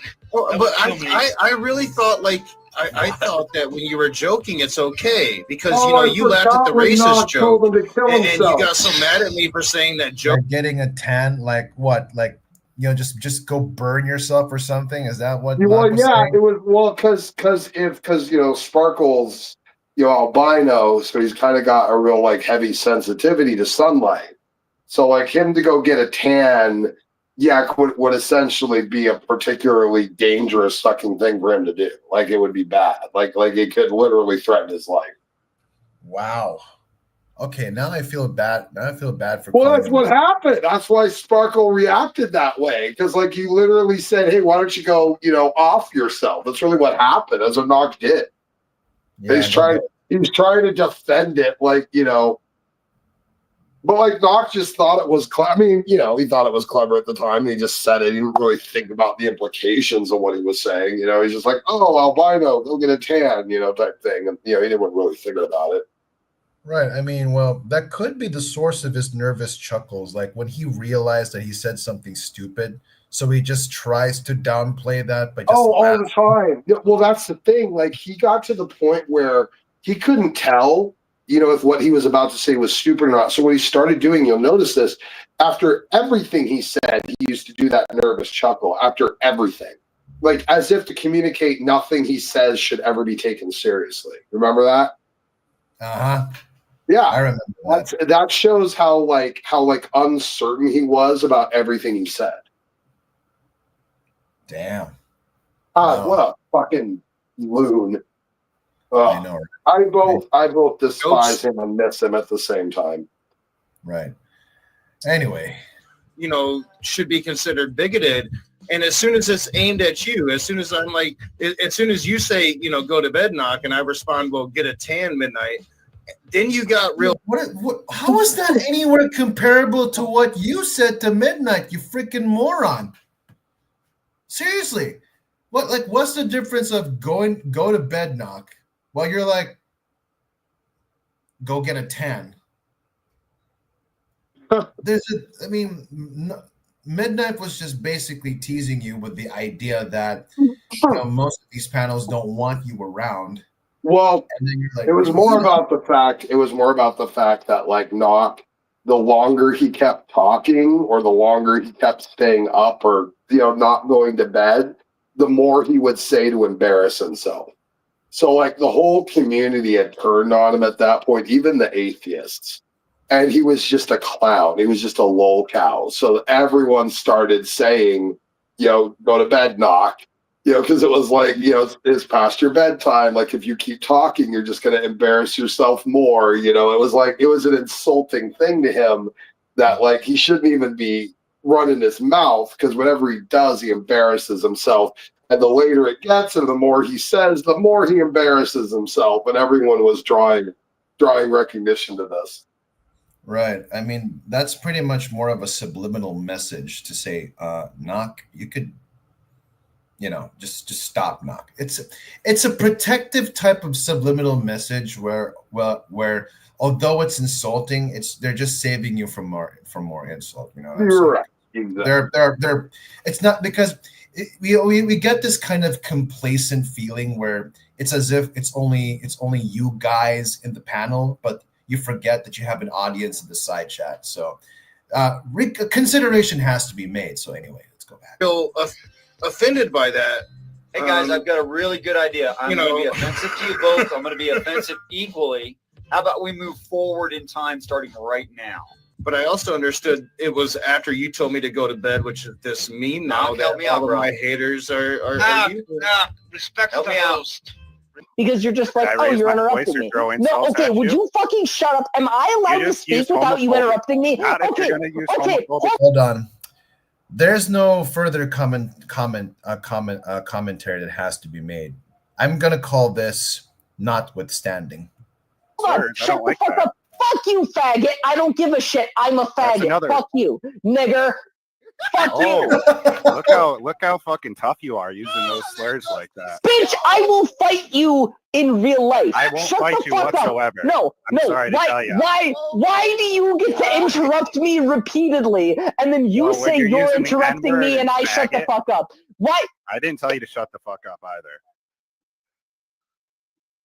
So I'm not allowed to talk. You're allowed to talk as much as you want, but I'm not. I didn't say that either. You can talk. This is okay, so can I talk? Or are you going to keep on it? Oh, no, I remember. Sexual ghost. We're going to play one more video, and I got things to do. So. I got hairy legs. What the fuck? I got hairy legs. Show yourself. Hey, all the kids, you want to come up here and listen? Come on up here. Come up behind me. Ghost! Cock-sucking ghost! Corn Pop was a bad dude. Ah! Show yourself! Ladies and gentlemen, the President of the United States of America, Barack Obama. Barack Obama. God, wake up! Wake up! What do you want? There's a ghost in here. Look! Only thing that I see is a dumbass on a bed. No! Only thing that I see is a dumbass on a bed. Oh, John is savage. Really? Look! You wake me up again for some bullshit gay ghost, I'm gonna piss in my hand and toss it in your face. But John, can't you see him? He's right there. He's... You know what? Somebody at work imitated me, and then irritated me to fuck. And honestly, dude, what came into my mind immediately was just John Grishala, and I explicitly, in my own language, said, "If you don't stop annoying me, or if you don't get off my back, I will literally piss in my hand and toss it in your face." Yeah, good thing boss didn't understand what I was saying, because he was there to witness it all. And then we had a little talk, honestly. And then so what did you really say to him? Well, ma'am, ang akong giingon siya, ako ihiyon akong kamot, then ako din ilabay akong giihan sa iyang kwan dagway. Wait, you don't mean? Yes, ma'am. I literally told him that I would piss in my hand and toss it in his face if I didn't. That's pretty funny.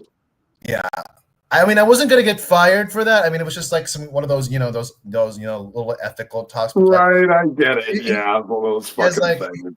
Yeah, and he's like, well, yeah, you needed a memo from the HR department or some shit. Yeah, I get it.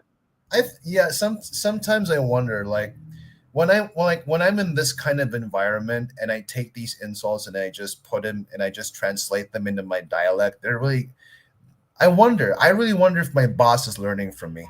honestly. Maybe. Yeah, could because be. because when she looked at me with the face of, where are you getting these insults? And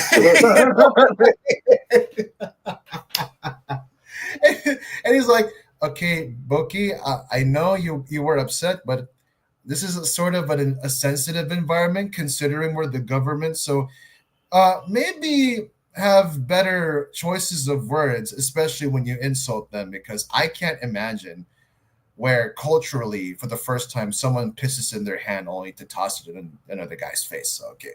And I'm like, okay, ma'am. And yeah, at least my bonus pay was not touched after that time. Have you ever called anyone trash clown in your native tongue before? Well, the thing is, clown isn't in our culture, so I couldn't. Oh, you don't really have a word for it, huh? We don't have a word for clown. Gago, we just say gago. That's it. Trash clown, ghetto rats, trash slut. It's all condensed into one word, basically. The reduction of your family. Okay. Yeah, we have one word for that, and we all understand that. And it's a myriad of things. I promise you, it's a myriad of things. Just say gago, and it's everything it's everything in it's every possible swear word you could construct in the English language. I promise. Interesting. Gago, it's just a catch-all. It's just all of it. It's a catch-all. Gago. It's like you don't need to say the N word or the G word, which is the counterpart for N word for Asians. Just say gago. Yeah, ladies and gentlemen, let it be known. This is the word of the day, gago. That's it. That's all you need to say. That's all you need to say. Kind of like in India, like when you call them like a benchode, like they lose their fucking mind. Like that to them, that's like a big deal over there. Yeah, benchode or something like that. Yeah, gago. Yeah. I mean, it's the equivalent of asshole, but with a I think it's worse over there. They react to it something fierce when they hear it, though. Like they really do. Yeah, it's a whole lot worse. And then if that wasn't enough, they go. While they also, by the way, if you don't know this, if you ever get like an Indian scammer, they get really insulted when you compare them to children. If you infantilize them, they get incredibly insulted. Yeah, and when they get angry, they start to bob their heads like, "Oh, fuck you, bloody! Fuck you, bloody! Fuck you, bloody! Chicken curry bullshit! Flaming bag of Indian horseshit, bloody!" Seriously, my accent and my dialect just goes over the world. Like in my cooking stream, I did a cooking stream. In my cooking stream, where I made a fine kimchi egg fried rice, I was going from Asian to Western to one in Missouri that says "done diddly do" or some shit like that, and I went to Brett Keane, Clay County Chamber of Commerce for whatever you're looking for. It's back to where you came. Okay, peace out, everybody. Kind of like that. But right.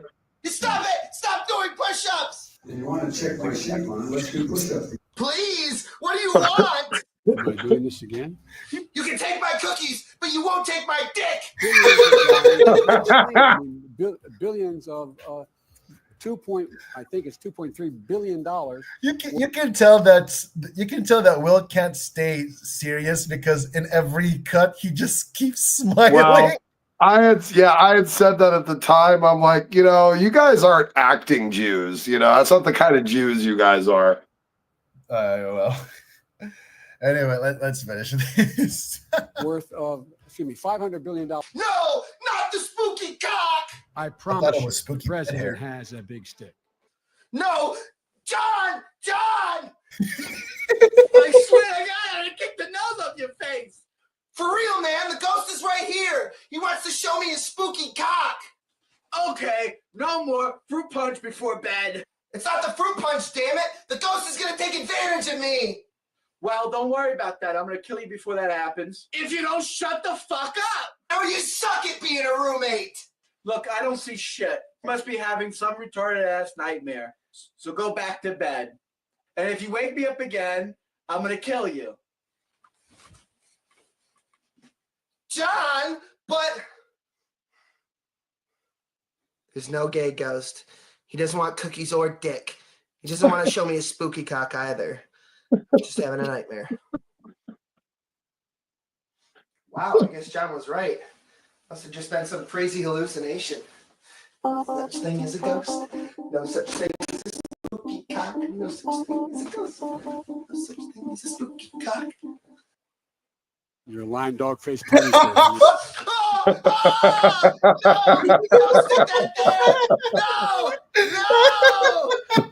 Oh, hey. It's not that bad. I don't feel anything. Oh my god! I don't feel anything. I don't feel anything at all. I gotta play I one might do a more. crossword puzzle. Yeah. Oh, we had some good times. We did.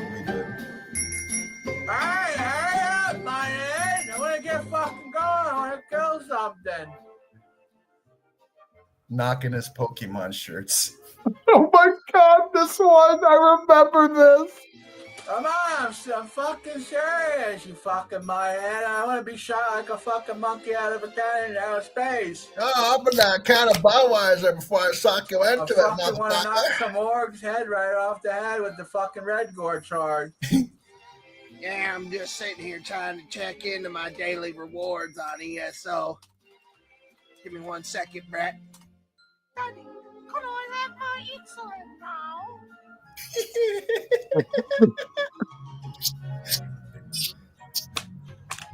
I don't give a fuck about your fucking daughter. Get the fucking killing. Shut up, bitch! Playing Elder Scrolls Online. Give me your fucking insulin in a minute. Fuck! He messed up his lines. Hey, don't worry about it. She'll be all right. Fucking asshole. He fucking drops out of the fucking game. Fucking shoots a fucking heroin with a fucking kid. It's none of your... I'm fucking make a hateful fucking video, fucking piece of shit, scamming cocksucker asshole. Fucking man, fucking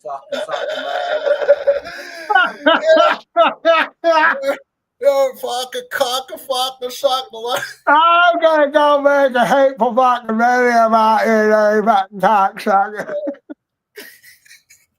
I'm gonna have a paper fucking burial, you fucking piece of shit, scamming cunt, fucking asshole. Fucking ass, fucking riot, cock and fucking sucking legs.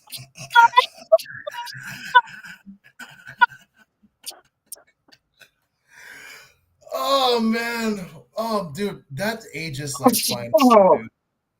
Oh, good old Man. days, man. I tell you, good old days. Fuck. Was Will wasn't even a dad there yet. That was a long time ago. Will hadn't even had a kid yet. At that. Oh yeah, no, he didn't even have a kid yet at that point. Yeah, because John was still there. But yeah, no, it was. Yeah, he did. Yeah, William hadn't even been born yet. Yeah, that was a hot minute ago. Yeah. William Jr. was not even born. Well, I don't know. Like maybe if he was perhaps born at the time and maybe the side, I mean, seeing the side of his dad acting like that's like, well, I guess I know the legacy that I'm about to leave. I think I can't believe it's been about 6 years since I took on the mantle of Smokey Saint. I almost can't believe it. Yeah, and I'm only getting started. You know, I mean, Oh I yeah. had, Oh no, yeah, I you had know, to you know, a lot left to do. yeah, I had to rebrand my channel, and then, you know, maybe one day I'll have the girl of my dreams, and you know, have a kid, and then you will figure. And then he comes into my channel, and is like, Dad, what the fuck were you doing before you conceived me? I Yeah. was like, well, son, much like you, well, son, much like you, I've been also doing some weird shit, and yeah, probably spent my times on things that I should have spent time doing better things, but eventually, You know, I'm excited for my next chapter, and probably my structure moving forward will have to evolve. You know, I'm not going to be as, you know, accessible all the time as I have been in the past.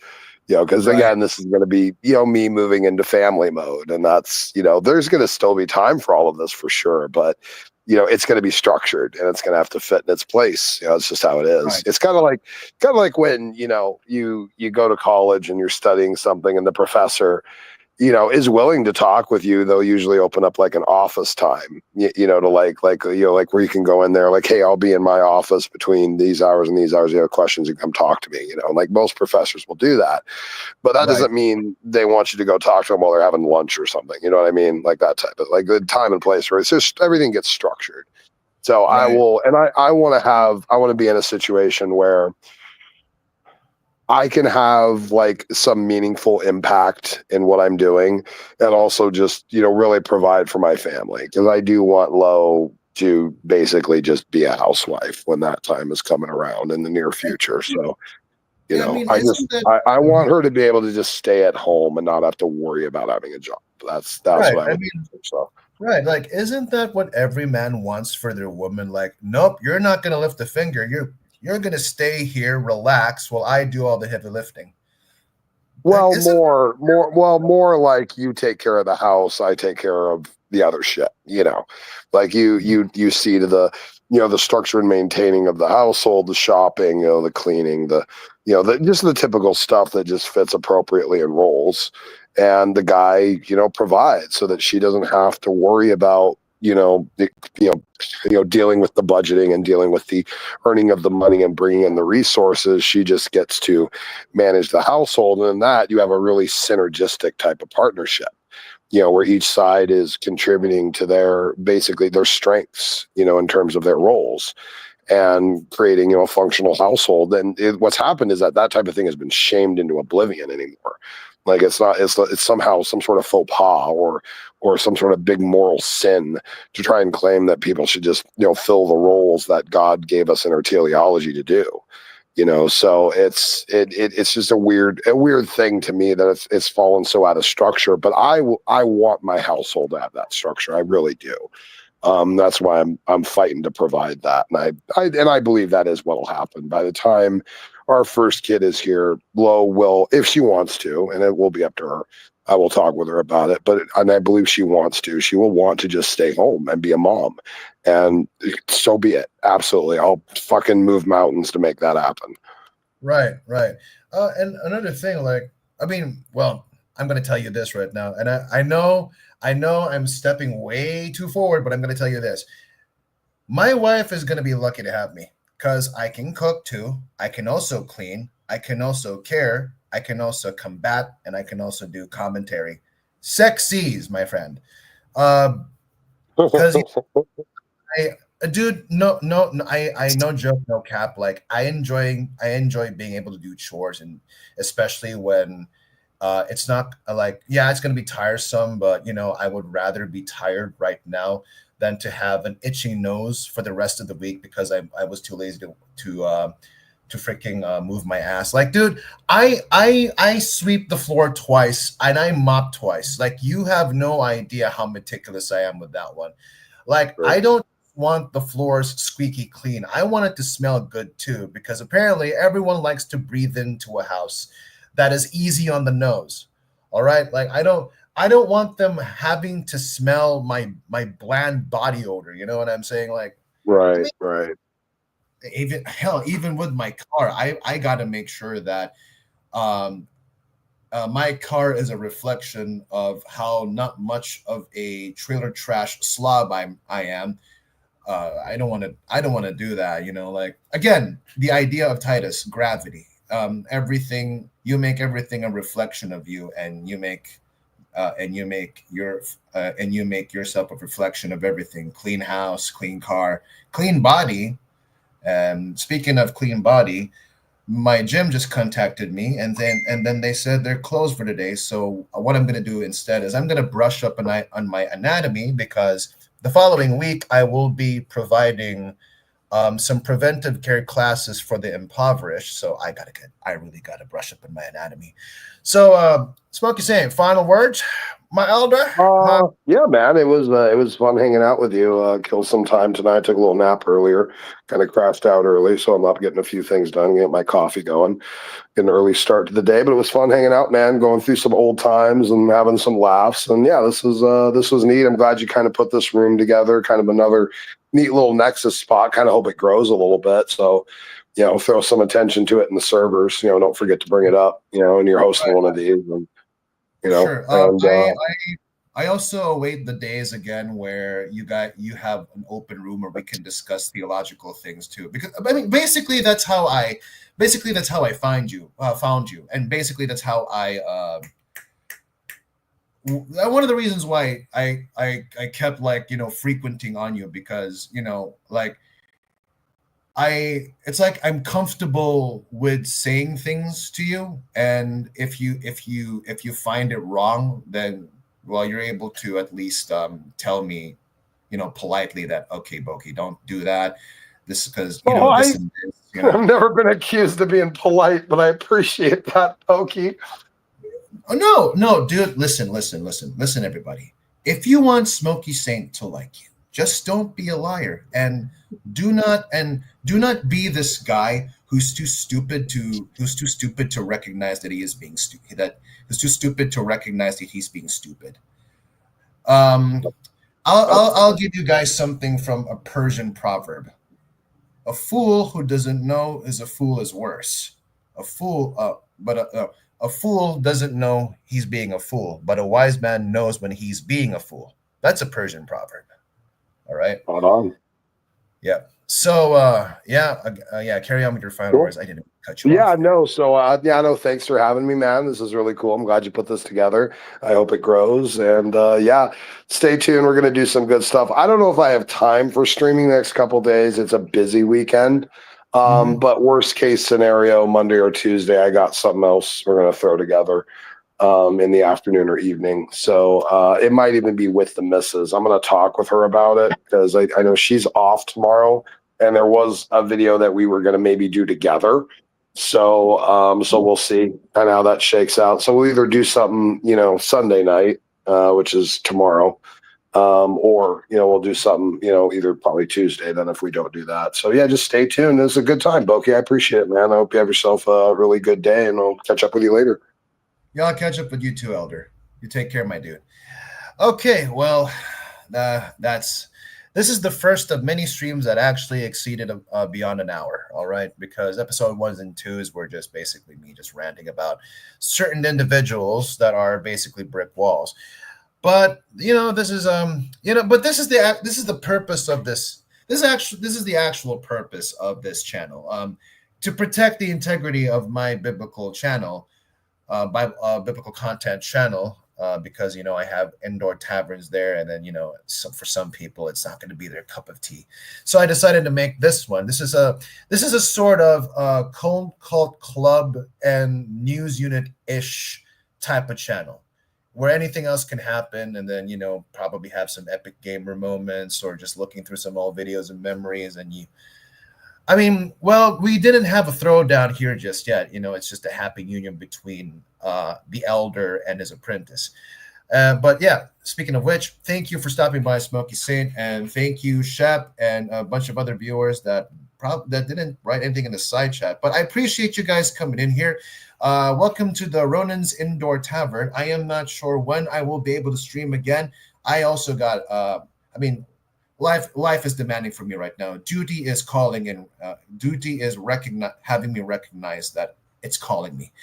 I don't want to chase it, but it's there, and whether I like it or not, I got to do it. So, thank you guys. Thank you for subscribe. Oh, thank you also for subscribing to this Eldernet channel, and I'll see you guys around.